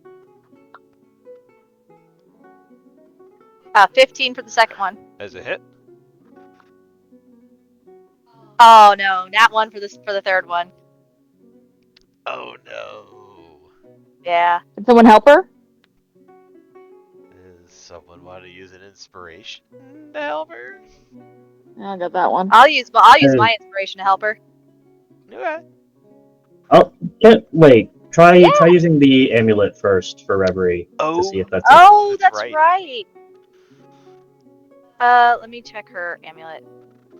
Does she have? She definitely has one. It's definitely charged. I don't recall her ever Oh, using one. Okay, so her amulet would make that a So it'd make 15. It'd make a 10 on the die, and then Yeah, it would make it a total of 15. as she seems to falter with her third throw, but at the last second she's able to stabilize herself and kind of get that shot lined up just right. She's able to hit the third target and is also presented with a similar dagger that is +1. Yay! Nice. They're all slightly different colors. I will throw a dagger. Do it! Do it! Do it! Well, I'll use one of my charges on my amulet to make that a 16. That is a hit. Hey! That's definitely a hit. Ah, 3 hits. Professor, you are also presented with a +1 dagger. +1 daggers for everyone. Dagger, dagger, dagger! Okay, Ren will begrudgingly try as well. Yay! Gotta do Have that, fun guys. with us, friends! Have fun! Yay. Yay. Okay, first one's a 16. 16 is a hit. Come on, clear the dice. Come on, little Aurora. Okay, don't be a bitch, don't be a bitch, don't be a bitch. Ooh, next one's a 17. 17 is a hit. Alright, come on, come on. Don't suck, don't suck, don't suck. Last one's a 21. Holy shit, Ren. Ren. Ren also, with his eyes on the prize, hits all 3 different size targets and is presented with a similar +1 dagger. I still do not like this city, but the dagger is quite shiny. Seeing all her friends go first, Yuki will then also step up to try to throw a dagger. Go for it. We're gonna see how it goes. That's what I said, but the odds are in our favor. 10 is it. That's the damage. Oh, oops, sorry. Yes, everyone use all their inspirations and clockwork amulets now for the games. As we Okay, do that's literally what we do. every time. We have done it every time. Every time there has been a Absolutely. game. It's not going to Great. stop. I've met us. No, it'll never stop.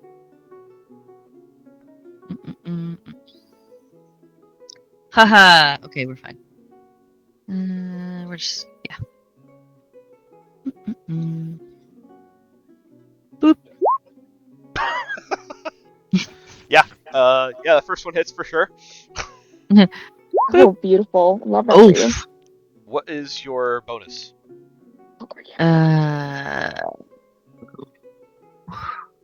It's your dex. Dex. Thank you. +5. And if you have proficiency in simple weapons or daggers, you add your proficiency bonus as well. Thank you. I do. So that's another 3. So it makes it 8. 19. Yeah. Love that. Yeah, you hit the second target, Good for you. and you hit the third. Yay! Yuki, you're also presented with a similar +1 dagger. Yuki will look very pleased with herself. Daggers aren't usually her thing, so she's very proud of herself that she actually hit the targets. Yes. Yeah, Yuki! Is that did I just We all- give everybody a +1 dagger? You did. We all got absolutely. one, right? You did. Absolutely Yes. You absolutely did. Oh wait, we need to have Arby try so that he can also get a +1. Arby can try, Wait, sure. Amazing. I'm not going to have Arby try. Okay. You don't want to abuse the game that much? If we were collecting tickets and I could use that to my advantage, then absolutely. You know I would. Oh, you But- mean out. Well, I suppose I could earn a +1 dagger for the purpose of selling it off later. That's probably worth a decent chunk of Yes! money. Let's win enough for Nariko to build us a dagger-firing Gatling gun. Oh Jesus! Ooh. Gatling gun. No, I am not going to have RB throw daggers. All right. Everybody, don't forget to add now a +1 dagger to your equipment. Got it. Already done. I Go. listed the Tremonto dagger. Will you add the dagger to Reverie's sheet? Oh yes, I will do that. I'll be so happy when you get back. I like the ornate dagger of Tremonto. Nice. It's a weapon of legend. It could be. It will be. The Lexi is a pretentious town. Where are we? I'm just imagining Naruto converts hers into basically just the Assassin's Creed Rift Gauntlet. Oh, I love it. The hidden blade. I don't know why I couldn't remember the actual term for that. Reverie, there you are. Let us go here. She already has a +1 dagger. She's got another Good, one now she got two. She's got 2. Much better than casting stick. Dagger +1, add to equipment. And I will rename this the ornate dagger of Tremonto. Cute. Blade. Y'all adorable. Ornate dagger of Tremonto. Dagger of branding capitalism. There you go, there you go. Yup. I know what this is. Now I gotta go give mine a fancy name. Everyone just names their daggers. Dagger of fuck this town. There we go. Got mine. You can't see it because I'm being a lazy brat and playing on my iPad, but don't worry, it's there, guys. It's all good. All right. Success. Congratulations. The next. Yay! The next is going to be the ring a bell thing. Hey, Ring the bell. ring the bell. What do we have to do for this one? This is just a straight athletics check. Oh Nope. no, probably I'm gonna fall into something again. We're gonna try it though. Let's go! Woo! Get 'em. Oh, it's an 11. At 11, you get the little ringer kind of like halfway up, and then it just kind of like plops back down on the platform. Oh.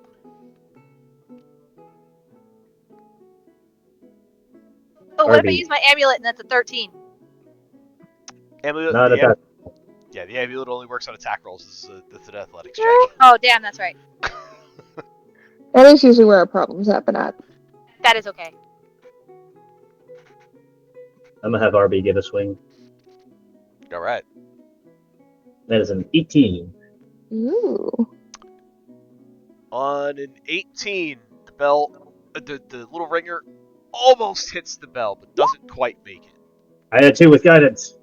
Yeah! No, it just suddenly goes all the way You up get, there. So strange. you get Arby to reposition the mallet just in the right spot, and that little bit boost just it gets it to ring the bell, and Arby is presented with a small charm shaped like a bell that actually rings Nice. when you shake it. Aw. Hell yeah. Another item that is worth a little bit of gold, not as much. This one is worth 5 gold pieces. I think Yuki will step up and see if she can ring that bell. With strength, you said? This is athletics. Athletics. So it does use strength, but if you have proficiency in athletics, you would be able to add your proficiency bonus. Got it. Okay. Yuki rings Nice. the bell. Bow. You are presented with a small charm shaped like the bell. It is cast in gold. It is worth 5 gold pieces, and it rings if you shake it. Cute. I think Yay! Yuki, in typical cat fashion, is fascinated by the ring of the bell, and she's gonna like show everyone who's not currently doing a thing kind of the inner workings and how super cool it is, and that it makes noise. Somewhere off in the distance, you hear Gorak say, "You should put it on a collar." That's the voice in her head that says that. Yeah, it is. Yeah, it is. I love it. Would anyone else like to try to ring the bell? Oh no, I don't need that measurement to happen. Yes. Yes. That's not my stat. Rush But if you go to the... he walks up, and as he prepares to take the mallet, he flourishes a card and from his sleeve as he says, "For good luck." And he will use it to cast Enhance Ability on his strength score to get advantage on these ability checks. Very nice. Ooh.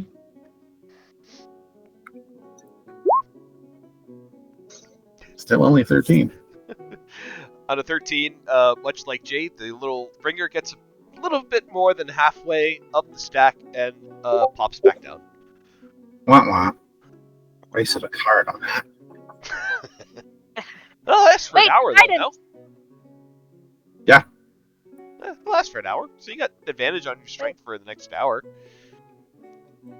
Just gonna walk, Jeffrey doesn't have flexing his magically enhanced muscles. That was a real good try, Professor. We can always try again after we try out the other games.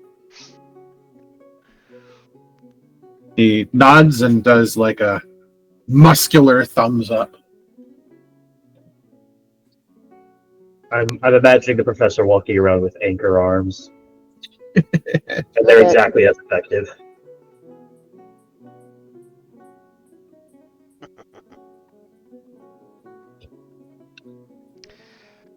Okay, anyone else? We are not good at strength stuff. I No, knew that. Reverie is not going to try that. Again, we are Nerd Squad. If there's a library that needs reading, we're there. Nerd Squad. Alright then. These next few games are going to be magic based. So you will be using some magical abilities and some other skills to complete these games. The first one up is the Elemental Orb Toss. So you're given an enchanted orb that radiates with different elemental properties. It could be fire, water, or air, or earth. You must throw these orbs at corresponding elemental targets that change positions randomly. Successfully hitting the right target earns points. So this is basically going to be a skill check with your spellcasting modifier. Okay. So first, what we're going to do is we're going to make a perception check to make sure that you are able to match the right target, or match the right target with the orb that you have. Why did you just woo? I rolled a nat 20. Did a roll perception check. When you go, I Well, guess she's you going screwed first, up. obviously. Jade's going first the whole time. And then what you'll do is you'll roll a an attack using your spellcasting ability. So, Oh, okay. Sorry. Jade. Well, I Oh, rolled get 'em. 28. Good Yeah. job. So Jade being first up, you are able to correctly anticipate when the proper target is going to pop up for the orb that you are holding. Okay. I now need you to make a spell attack roll. Okay.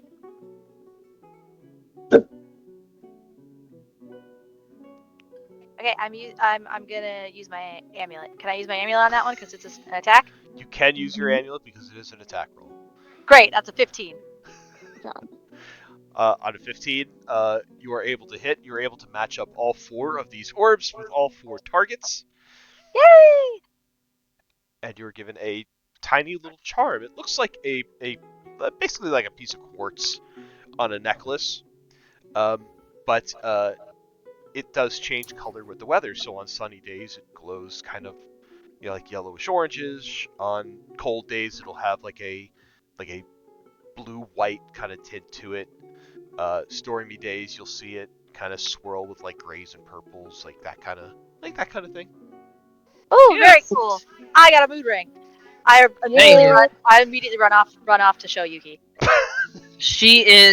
Yuki is fucking delighted. She is just so happy for you. She's just gushing about how super cool that is, and it's gonna be so awesome, and she can't wait. Jesus fuck, I'm tired. She cannot hard, man. wait for the words are hard when you word all day. No. Cannot wait for the weather to change so they can watch it together and see what happens. Awesome. Fuck you, words. Jesus. Oh, was that supposed to be my spell attack or my modifier that I was using? Spell attack. God damn it, I didn't have to use my amulet. You can take it I back. used the wrong thing. It's fine. What was Whatever, I haven't used the amulet in forever. It's fine. What was your roll for your spell attack? It was a 9. And what's your... I would have rolled a 9, and then I thought I only had a +5. So then I was like, well, I'll do the 10. I'll get the base 10, and I'll make it a 15. So, but I would have had an 8. What about with your spell attack modifier though? With my modifier, it would have been a.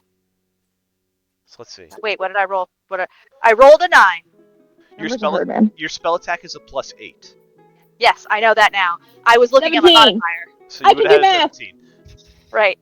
You could I take did back. the math, guys. You could take back the amulet use if you want. Okay. I would have rolled.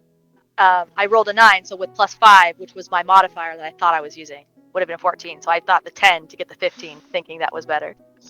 It doesn't matter. I'll use the amulet. I was very excited. I used it. It's fine. It's done. Reverie's also going to play. Okay. Yay. Okay. This is a color matching game. She can do this. Perception first. Mm-hmm. That's a nat 20 for her on perception. Fuck yes. For Alright. a 22. Okay. And then her spell attack is a +9 Mm-hmm. for a 12. Okay. She seems to be. Did she use her amulet yet? Oh, she did use it. Sorry. She did. She used it. Sorry. She seems to be distracted a little bit by the crowd. So while she's able to correctly pick out which is the correct target, she's not exactly able to hit all of them. So unfortunately, she does not fully pass with this game. Okay. Aw, she tried. She did try. She did try. She did try. Naruto's up for it. All right. Did it. So perception first. Perception first. Okay. That is a 15. Okay. Yeah. Nice. And spell attack roll. Yep. Is a 17. 17. You are successfully able to hit the correct targets to the right, the correct orbs to the right targets, and you are also presented with one of these little charms that will change color based on the weather. Change color based on the weather, you said? Based on the weather, yes. Weird. Very important charm for sailors. I was thinking that. I love the idea of someone looking at the charm and just being like, I don't want to go look to the window to see what the weather is. Tell me, charm, with your powerful druidic magics. But It's just if the rock you. is wet, it's raining. If the rock isn't here, tornado. I like that rock. Good rock. Anyone else gonna play? I'll go. Ren's in. Yuki's- Oh, you Yeah, go first. Yeah. Yuki will play too. Yeah! Everybody Love get a cool quartz crystal! Yeah. Well, we're trying to. Yeah! Mhm. It's, Do it! for some reason, Professor, it's not totally clear which orb should go to which target, but you're gonna damn well try anyway, probably. Professor's very distracted by the shrieking from Jade. Very possible. I'll just cast that. 22. Nice. Hell yeah. So on a 22 with your spell attack, it appears that you have guessed correctly. You're able to match the correct Nice. orb to the right target. And you are presented with a tiny enchanted charm that changes color based on the weather. Look at this cool crap I just got. Yay! Yours matches mine! I should hope so. We are standing in the same location. Well, wouldn't it be great if it didn't? That would mean they are malfunctioning. Why would that be great? Bobby, it's different temperature where he's standing versus where I'm standing. That does not seem logical. No, but it could happen. Ren is puzzling over that. Yuki, you want to go first? You want Ren to go first? Why the fuck now? Let's do it. Perception first, you said? Perception first, Yuki, yes. Bam. Beautiful. Again, it seems Yeah. a little unclear as to which target is which, but you're still welcome to try. Yuki's not great at magic, guys. Now, as a caster, you don't actually have a spell attack modifier, but we can make this Right. work. What we'll do is we will take, because you do have your key, and your key You is do. kind of based on your wisdom. So why don't we use your wisdom Damn. modifier plus proficiency? So your wisdom modifier is a 3. Your proficiency is 3. So you're going to roll a d20 and add 6. In case I haven't said it lately, I fucking love you. For figuring all that out for me and not making me do it. Smart. 17's good. Anybody want to give her a little bit of a boost? Maybe? I gotta win a regatta later. I got nothing. Yeah, no, it's totally fine. Does guidance not work on these? Guidance? Well, it would be more bless, actually. It would guidance would work on the perception check, but not Yeah. on this skill attack roll. Yeah. But the perception check is the thing she botched anyway, so. Yeah, But I Thank don't God. think it would be. I don't think it would be 1-6. enough. Jesus. All good. It's all good. So, while you are able to hurl the orbs at the targets, unfortunately they weren't the right targets. So unfortunately you do not win the prize on this game. That's all. Played. Okay. Ren, go. Okay. Perception first. Perception first. Okay, come on. Don't suck. Don't suck. Don't suck. Don't suck. You! Oh no. 5. It was on a nat 20 and then it bounced. Ah. A bouncing! 5. I rolled so many nat 20s tonight, which means that if we get into a combat after this, I'm fucked. I'm fucked. Oh yeah, we're definitely in This danger. guy is like, yeah, you're playing games, you're having fun. You only fell in Okay. the water once. It's good. I'm gonna use one of my inspiration. I still have 2, and I have an extra amulet charge. I'm using one. Go. Come on, perception. Be better. Be better. Believe in you. Better. I'm up to a 10. Hey, a 10. 10's better than that. The targets are moving kind of fast. They're popping up and popping down and moving around in a kind of unpredictable pattern, but you think you might have a pretty good handle on how the pattern is running. So Okay. you are still welcome to attempt a spell attack roll if you like. Obviously, gotta try. Don't know if it'll work, but we're gonna definitely try. Okay. Which spell do I want to say I'm casting? I would do Thorn Whip because it's classic. Come on, don't suck. Hey yo, it's gonna be 24. 20 on a 24, you launch these orbs out, and it appears that your intuition was correct. You were able to match up the correct orbs with the correct targets, and you were presented with a tiny enchanted charm that changes color based on the weather. Yay! Yay! Well, that's Suzanne. Ren. Yay. This would be another charm you can you can add to your phone dangle collection. Yes. Ren's just adding like the little charms that he gets to his antlers. Boom. Oh my god, that's amazing. I almost imagine Ren like decorated like a Christmas tree with all these ornaments like hanging off the horns or the Oh yeah, antlers. the trees themselves, the antlers themselves are like illuminated, and I there's am tinsel very on them. festive. But you're scary. I think it I takes am away some of the festive. magic. I would like some apples. I've heard that if I come and I say a rhyme for apples, I am to be given apples. That is what someone told me that looked like me. Of course, they were not seeking apples. I believe they were seeking beer. But I do not want beer. I want apples. I don't know what that is.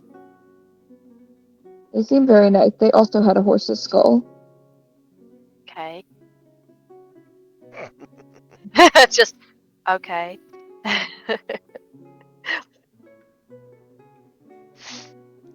All right. I think that was I think everybody played that one. I think we did. Yep.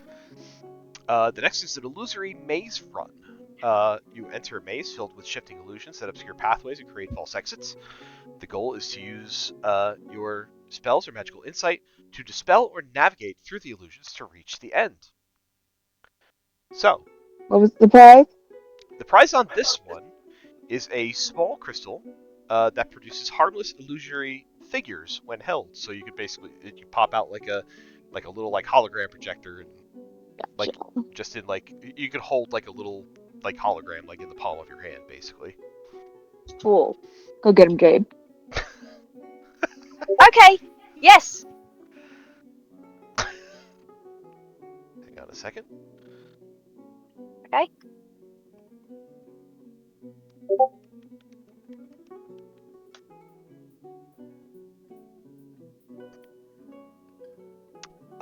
So this illusory maze run. Hang on. Keep getting questions about this. Who's trying to break the game now? Everyone. We all do. It's games. We obviously take this way more seriously than our lives. Yeah, we usually do. That's not wrong. Sugar. What you have for sugar in it? I mean, so many of the problems Naruto runs into involving danger, the end result is I shoot it with gun. With carnival games, there are many paths to victory besides shoot it with gun. True, but that's also an option. But gun works so well. I cast gun.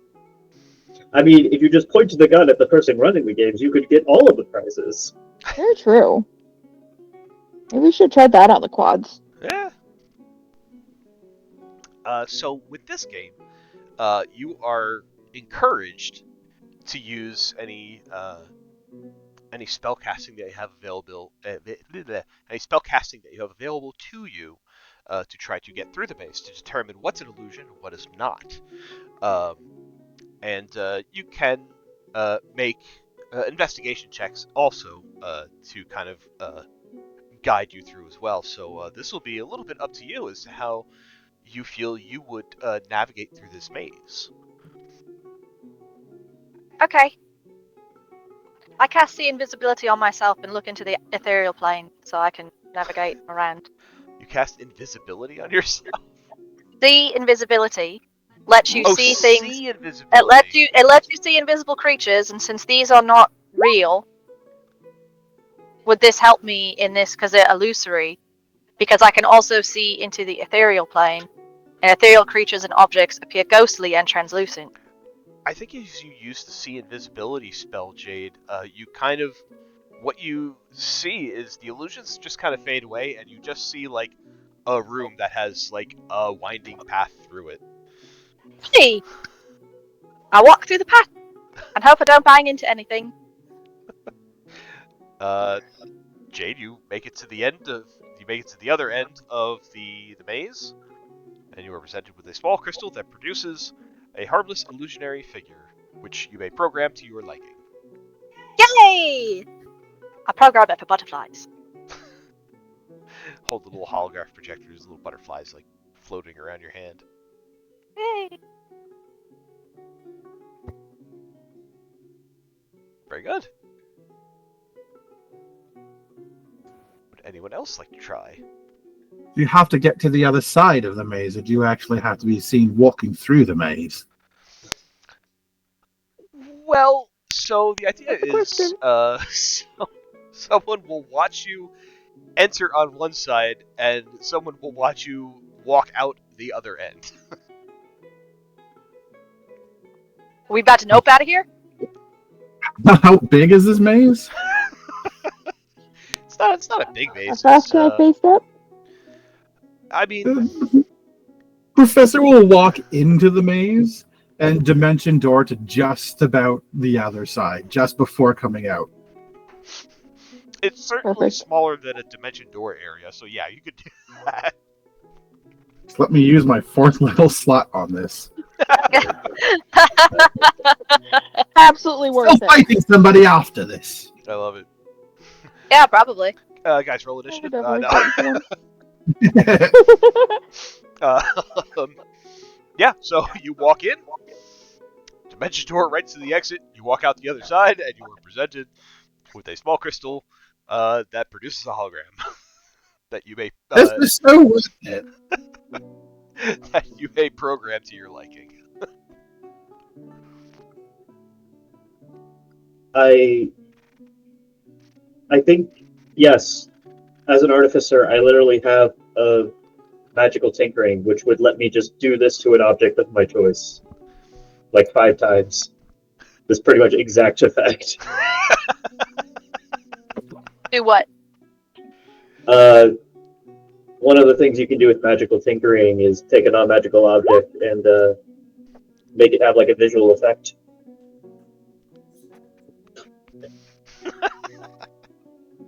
I can have like 5 items with this effect, with these effects on it, like active at one time, among the other stuff magical tinkering does. Cool. Wouldn't be surprised if it's an artifact. That being said, I'm still going to do the game because I want to win. Yeah, absolutely. What is Narco going to do to get through the maze? I think Naruto is going to leverage. You mentioned investigation could be used. Mhm. I think Naruto is going to do that and look at the floors and ceilings rather than getting distracted by like the walls of illusions to figure out where she should move through in order to make progress. Okay, yeah, give me an investigation check.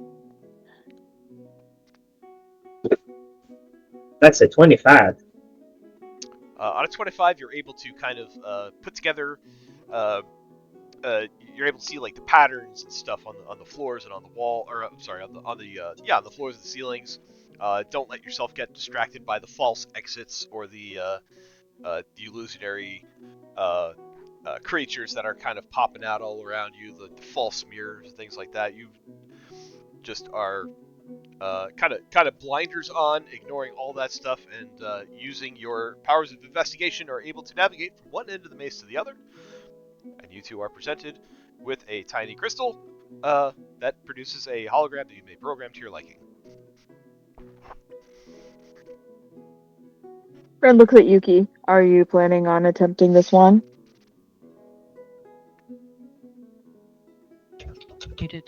I am. I just still thinking about my strategy. Please, go ahead.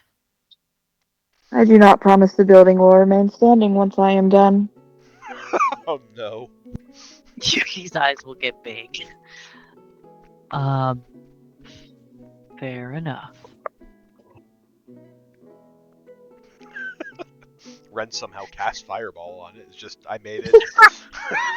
Just done. I don't have fireball. Ren is going to give it a try. His strategy is he's got just a shit ton of magic stones, and he's just gonna fling them in front of him as he walks. Scorch marks. This is real.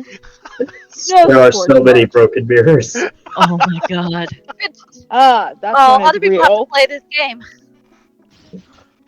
They got an artificer on staff. They can fix it. It's fine. Fuck yeah, they do. He's gonna earn his money right now. They told me I could use my magic.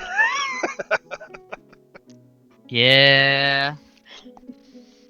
Sounds like a them problem, not a me problem. Using your magic stones to test what is real and what is not. You're able to also navigate this maze, Ren, make it to the other end. You are presented with a crystal that produces a hologram that you may program to your liking. Yay. He will hang that onto his horn as well. Amazing. It makes like a little racy ghost thing that kind of floats around his head. It goes, woo! Cute. Ren's starting to have fun. Nice. Good. Because Ren is we will destroying give it a stuff. shot. Destructive. All right, she will step up to the where she enters. What do you need me to roll? This is going to be entirely on how you think Yuki would navigate through this maze of illusions. You can use investigation if you want to try to assist in making your way around, but any other abilities that you have are you're welcome to use.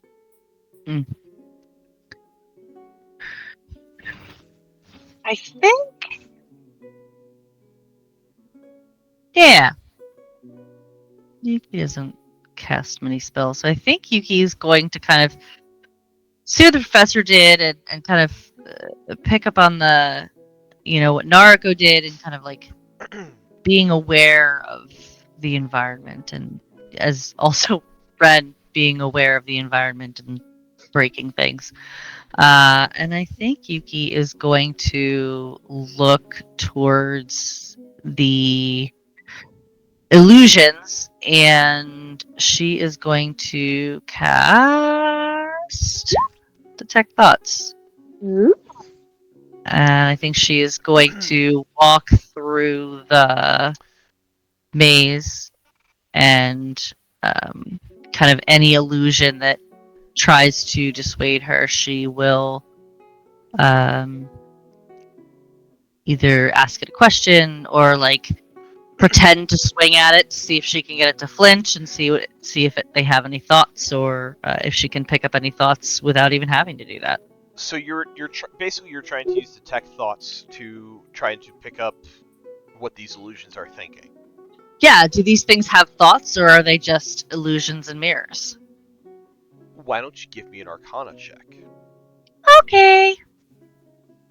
I have a +1. That'll go great. Oh, not bad. 16. Yeah, that's a pretty good one. As you Nice, cast yeah. your Detect Thoughts on a 16 Arcana, the thought occurs to you.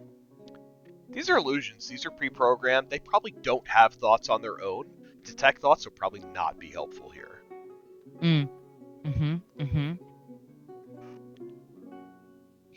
So, an opportunity to walk that back if you would like.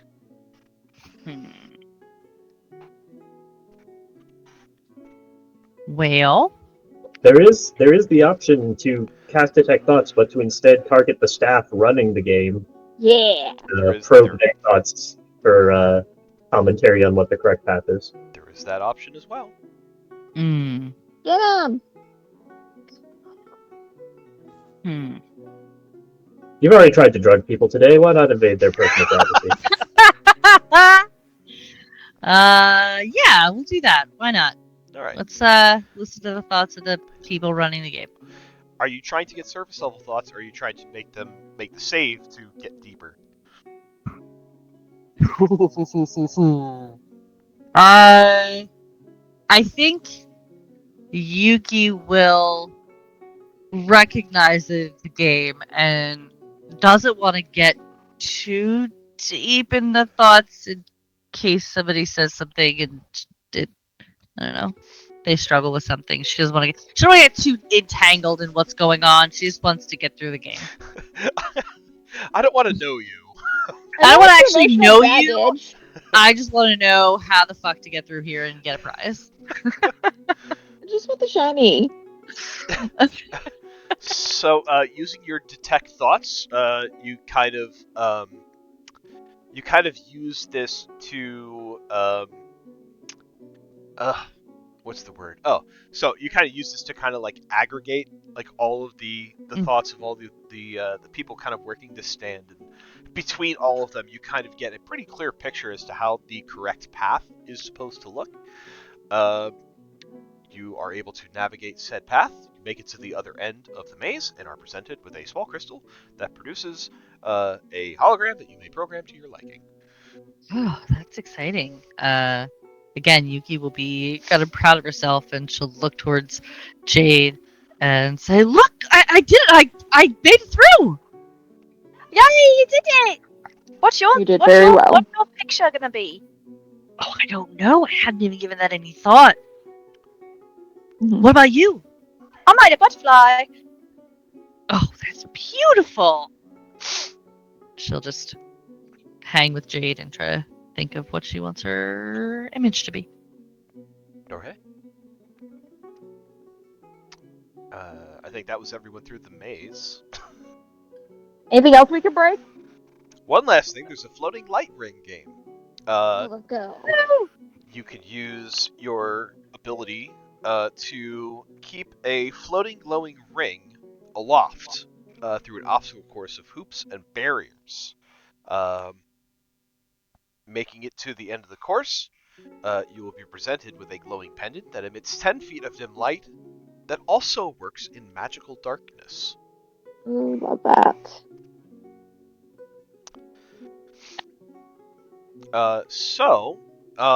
This is especially geared towards someone who might have any kind of ability with levitation or telekinesis, because you would be able to effortlessly keep these light rings aloft as you make your way through the obstacle course. So, it's going to be... I lost how I wanted to do this. Okay. So, we'll call it a skill check of your choice to navigate the obstacle course, and it will require a couple of concentration checks to keep the rings aloft. Is this dim light in here? No dim light here. This is Damn. fully lit. You wanted to fly, didn't you?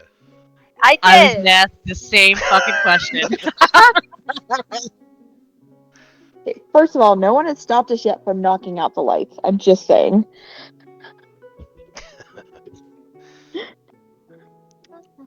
So, who would like to attempt this one? I would, but I gotta think about how. I also want to, but I'm thinking. All right. Sorry, this one's actually challenging. Want to, and I'm going to. Can I use Mage Hand to make it float? Yeah, you can use Mage Hand to make it float. Okay, hold on a second. Yeah, that'll make. I'll use my Mizium apparatus to cast Mage Hand. Nice. All right. So you're using your Mage Hand to keep it aloft, and was the Arcana check your skill check to make it through? It was my skill check to use the spell. Oh, I see. Okay. Yeah. Right. Okay. Yeah.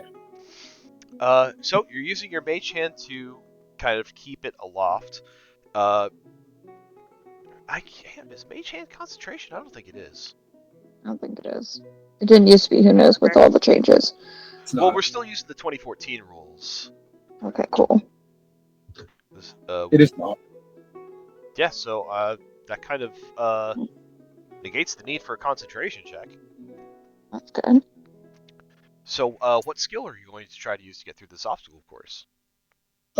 Probably Arcana because that's my best. All right. Ah. So, how are you using this Arcana check to navigate the obstacles? So my knowledge of arcane resonance up to use the Mage Hand and sort of sense that everything gives off a bit of a resonance to sort of navigate through this course and keep away from the obstacles, primarily sensing through the mage hand, just sort of like a connection to the spell itself. So, reaching out with your arcane senses, you have this mental juggling act going on of keeping the mage hand going, keeping the rings aloft, and kind of skirting your way across the different obstacles and other such things in this course. You successfully make it to the other end, and you are awarded a glowing pendant that emits 10 feet of dim light that also works in magical darkness. That you may, I should also add that you are able to kind of activate or turn off with a command word. Okay.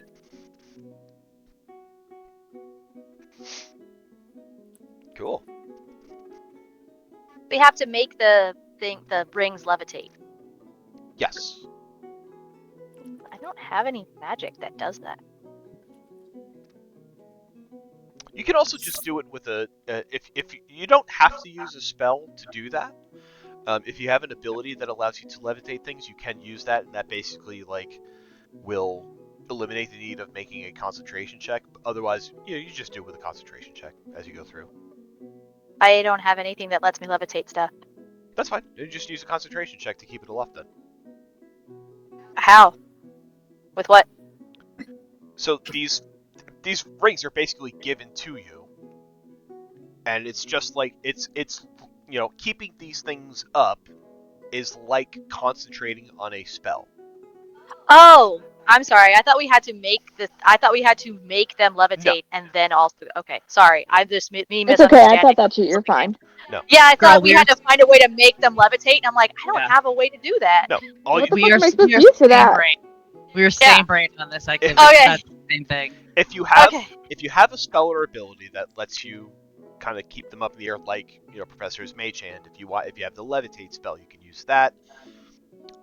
Something like that, and that would eliminate the need for you to make a concentration check. Those two spells, and those are the only two. Those are the only ones off the top of my head.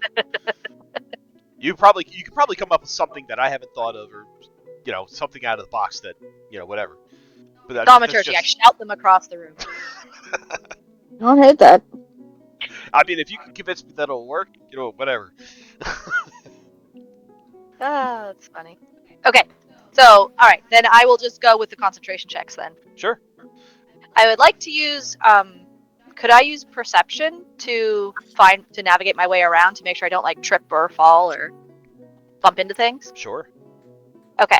So what would you need first? Concentration or perception? Dealer's choice. Well, let's do concentration to see if I can even get these things to float. Okay. Okay. 19 for that one. Oh, sorry. Dirty 20 for that one. That's That a was a success. 16 out of 50. Great. I Now hope so. perception to actually get around the room so I don't just stand there like a weirdo. It's a 16.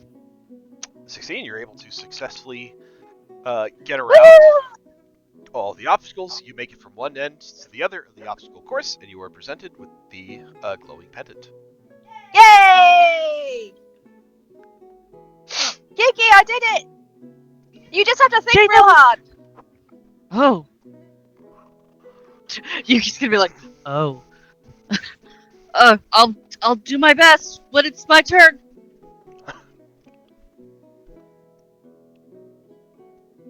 Hmm. Who would I'm like still to- trying to brainstorm a plan. Nariko will go. All right. Just think about it.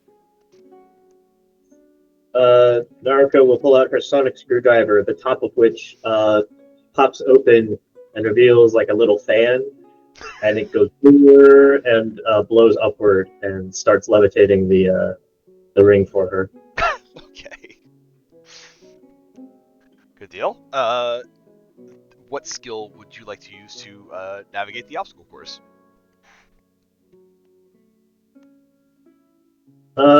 Let's go with Could I maybe use investigation to kind of like find the path of least resistance? Yeah. Well,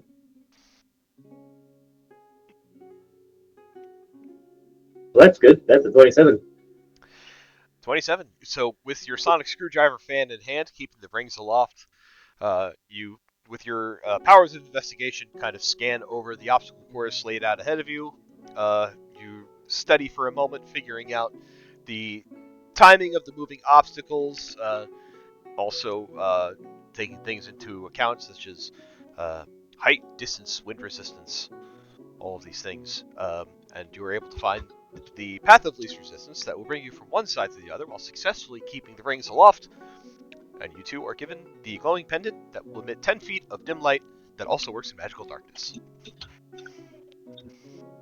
Woo! I'm sure this will never be useful for me Never. at all. Not once. Not even a little bit, huh? Never once in magical darkness, are we?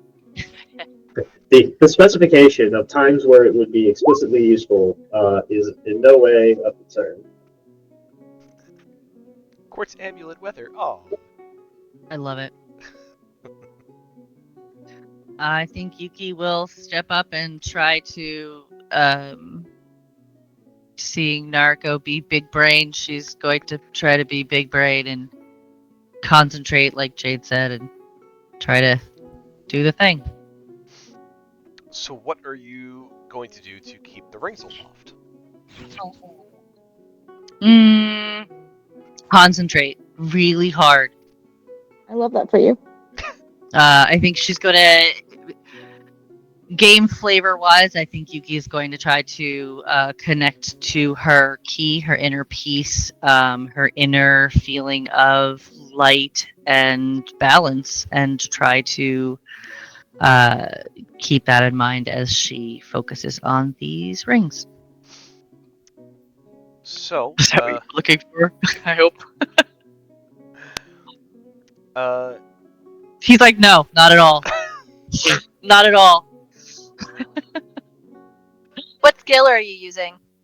I think.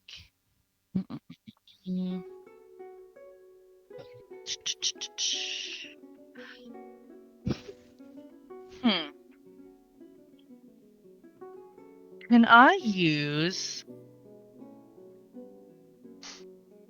Okay.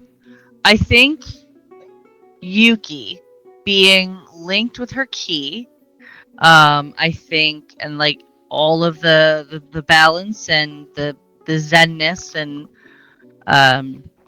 remembering all of her training at the monastery, I think she will try to focus on, like I said, the balance of everything, and either dealer's choice, perception of like watching to see if they dip to one side or another, and seeing if she can manipulate them by concentrating harder to keep them on course, or acrobatics, because she knows balance and she knows, as she demonstrated in the race or the boat thing earlier, she's good at balancing. all right. Well, then why don't you give me either your concentration check first, which is basically a Constitution saving throw, or Okay. you can give me your perception or your acrobatics, whichever skill you feel Yuki is more apt to use. Con throw first, yes? Either one. Your choice. Do the con first to make sure you can actually think about it. Yeah. That absolutely tracks. I love that for Yuki. I absolutely love that for her. Yep. Keeping the I 5. think myself was just like, these are broken. Can't use my amulet, so yeah, keep it the 5. You can use an inspiration. I've used mine already. You don't have another? I think I only have the one, just from last week. It's the only one I've written down anyway, so All right. I'm gonna go by the honor system and say that no, I don't. So, You start keeping these rings aloft, and then you begin to look out over the course. You start to plan your attack, and as you're planning your attack, you forget that you're keeping these rings aloft, and they drop. That tracks. That absolutely tracks for Yuki. But I think Yuki, knowing that this is not her like thing, I think she's gonna laugh, realizing that she did the best she could, and still was just happy to play the game with her friends. Oh. No. I think Reverie's gonna play this game because she doesn't have dark vision, and this would be helpful for her. Sure. So, yup. So, does Reverie want to use some kind of ability rather than a concentration check to keep the rings lifted? Yeah, let me see what she's got. Or you can just use a concentration check. And then I would also need a skill check of Reverie's choice. And how she's going to use that to get through the obstacle course. I'll use prestidigitation to spam prestidigitation to like have the puff of air. Just keep the thing. Love that. Keep the ring like floating, like bobbing up and down. Okay. Okay. And then I will use. Oh, is the stuff in this room magical? Yeah, they're all. I mean, they're. I would say Can I? some of them are powered by magical means. Sure. Can I use Arcana check to like navigate away from like any of the dangerous, like the bits in the room that are the most magical, so that it doesn't trip her up. Yeah. Like sure. identify what things are magic around here. Otherwise, I'll do investigation and just be taking her time and making sure she's walking the right path. I'd say you can do either one of those. Let's do investigation then. All right, I got one for you, Reverie. Yay! 24. All right. Yay! Using a regular burst of prestidigitation. Prestidigitation? Prestidigitation. To keep the. I just figured she would keep doing it. She Yeah. just like prestidig. It's like up, her hand is up, like Lady Liberty, and her just prestidigitation. Prestidigitation. Prestidigitation. What's that on the floor? Prestidigitation. Prestidigitation. Using that to keep the rings aloft, using investigation to plot out her course and adeptly avoid any of the obstacles that may trip her up. She's able to make it through the obstacle course and is presented with this glowing pendant that emits dim light that also works in magical darkness. With that can be Huzzah! activated or Nice. deactivated with a command word. Great.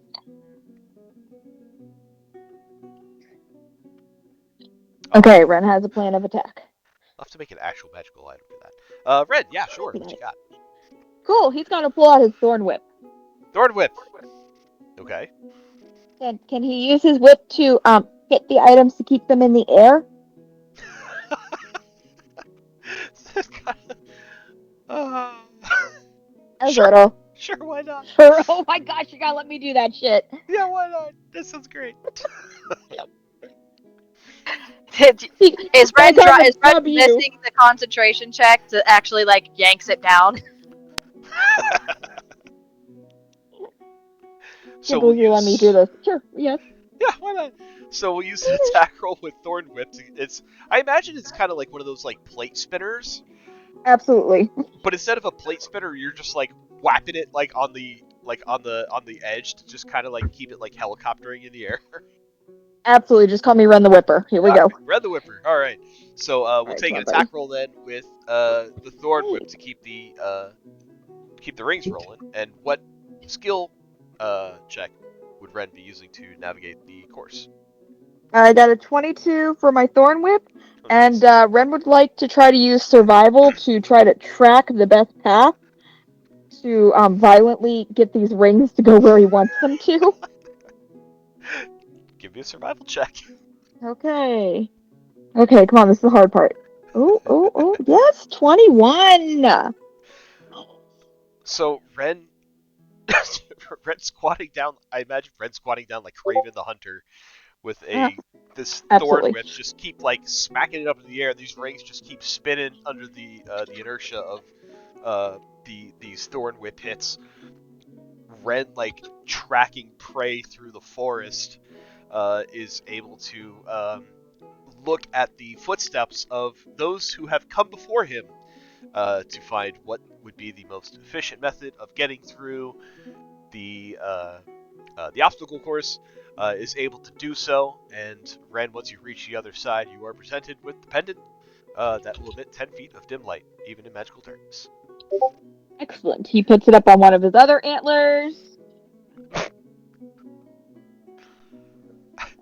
Like, do the townsfolk see Ren doing this, and he's becoming just like more and more like terrifying with each different game, or what's going on? I think you're becoming less terrifying as you decorate yourself with glowing things. Oh, good. See, it's a balancing act. I think I it's, too can balance Yuki. I think it's like one of those things where it's just like, it's so unique and terrifying. It's like you can't, one of those things where like you're oddly endeared to it. You can't look away, but you almost kind of don't want to get too close. Endeared. Endeared. I meant to make that fun. Yuki'll share her shit. She'll share balance with you, absolutely. Ren is pleased. I think that was everyone for that game too. I think so. Well, those are all the games I got. You went through everything. Woohoo! You won almost all the prizes. Games and food and fun had by all. By the time you finish with the floating light rings, there's about enough time to grab another snack, and at that point, the regatta race itself is about to begin. Woohoo! And with that, we have reached 11 o'clock, so this feels like a good place to stop for the evening. Hell yeah. It's a good game, guys. Enjoy our bullshit. Super fun, as always. Congratulations on winning all of the magical items that I'm sure I won't regret in some way, shape, or form. Oh! Dude, Absolutely you gave us a light not. that works in magical darkness. You just screwed yourself. Oh my gosh, all the hunger for darts. Let's go. Yeah. You just Yeah. Exactly you guys, what I was thinking of. you guys gotta come lead Yuki out of it though, because she didn't win one. So she was like, my friends have him. I'll be fine. We absolutely will. Well, to get it doesn't let. Someone No, will come but find me. here's the thing about that is it doesn't let you see in magical darkness. It illuminates a 10-foot radius Oh, around you, Okay. even in magical darkness, so you can see the light. Oh, perfect. Lovely.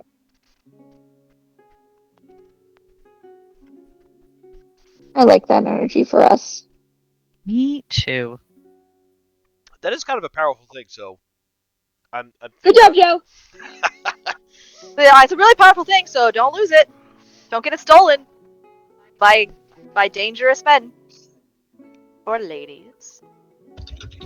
Ladies. No, we don't discriminate here. Mm-mm. So I'm considering that it might take a bonus action for that to use. That the, would be command fair. word.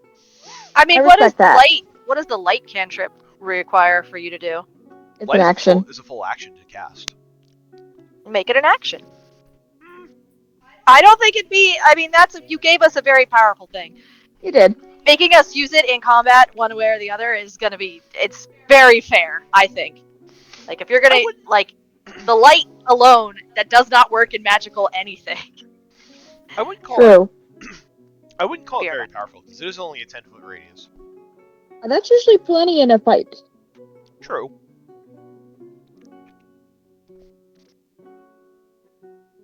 Anyway. So how about some nominations for inspirations? Yuki for being perfect balance on that board. I am the board and the board is me. Light as a feather, not stiff as a board. I did also like Yuki trying to sabotage the Goldwater team. Tried really hard. I did, guys. I didn't have stuff to help us, or I would have. It's okay. You tried really hard. It was really cute. And then Mhm. nearly falling victim to her own like sleepy tea. Good tea, man. Good tea. Good tea. I loved the conversation, like, between Professor and Ren and Jade about the void and like what she had done and her levels increased. Like, I loved that. I loved that whole like. It was. I don't want to use the word confrontation because it wasn't that, but it was like almost like concern, but like, what the fuck did you do? You know? Ren is still so salty. I really enjoyed that whole conversation. I did what you all are afraid to do. Yes, you did something incredibly stupid. Now I got 2 to watch out for. I don't know if you can call it stupid when I had results that were good and hasn't hurt me or anyone else. That you Yeah, know I'm of. waiting for the shoe to drop. You nearly just burned down an entire building just to win a toy, so I don't was think you told have the they'd moral. be able to fix it. I don't think you have the moral high ground. I fixed a lot of things. Can you say waiting for the shoe to drop in front of Yuki and she looks up like, what? We should probably move. But yeah, I also really liked Yuki trying to poison the other team. I also really like that you focus on the Goldwaters instead of like any Yeah, of fuck the other those guys. who wouldn't know you and just be like might actually like take you up on your offer of a weird random tea. Yo, fuck that, not Gorak. He just does That's the nothing real but problem. just be an orc. No! That's the best part. He's just a guy.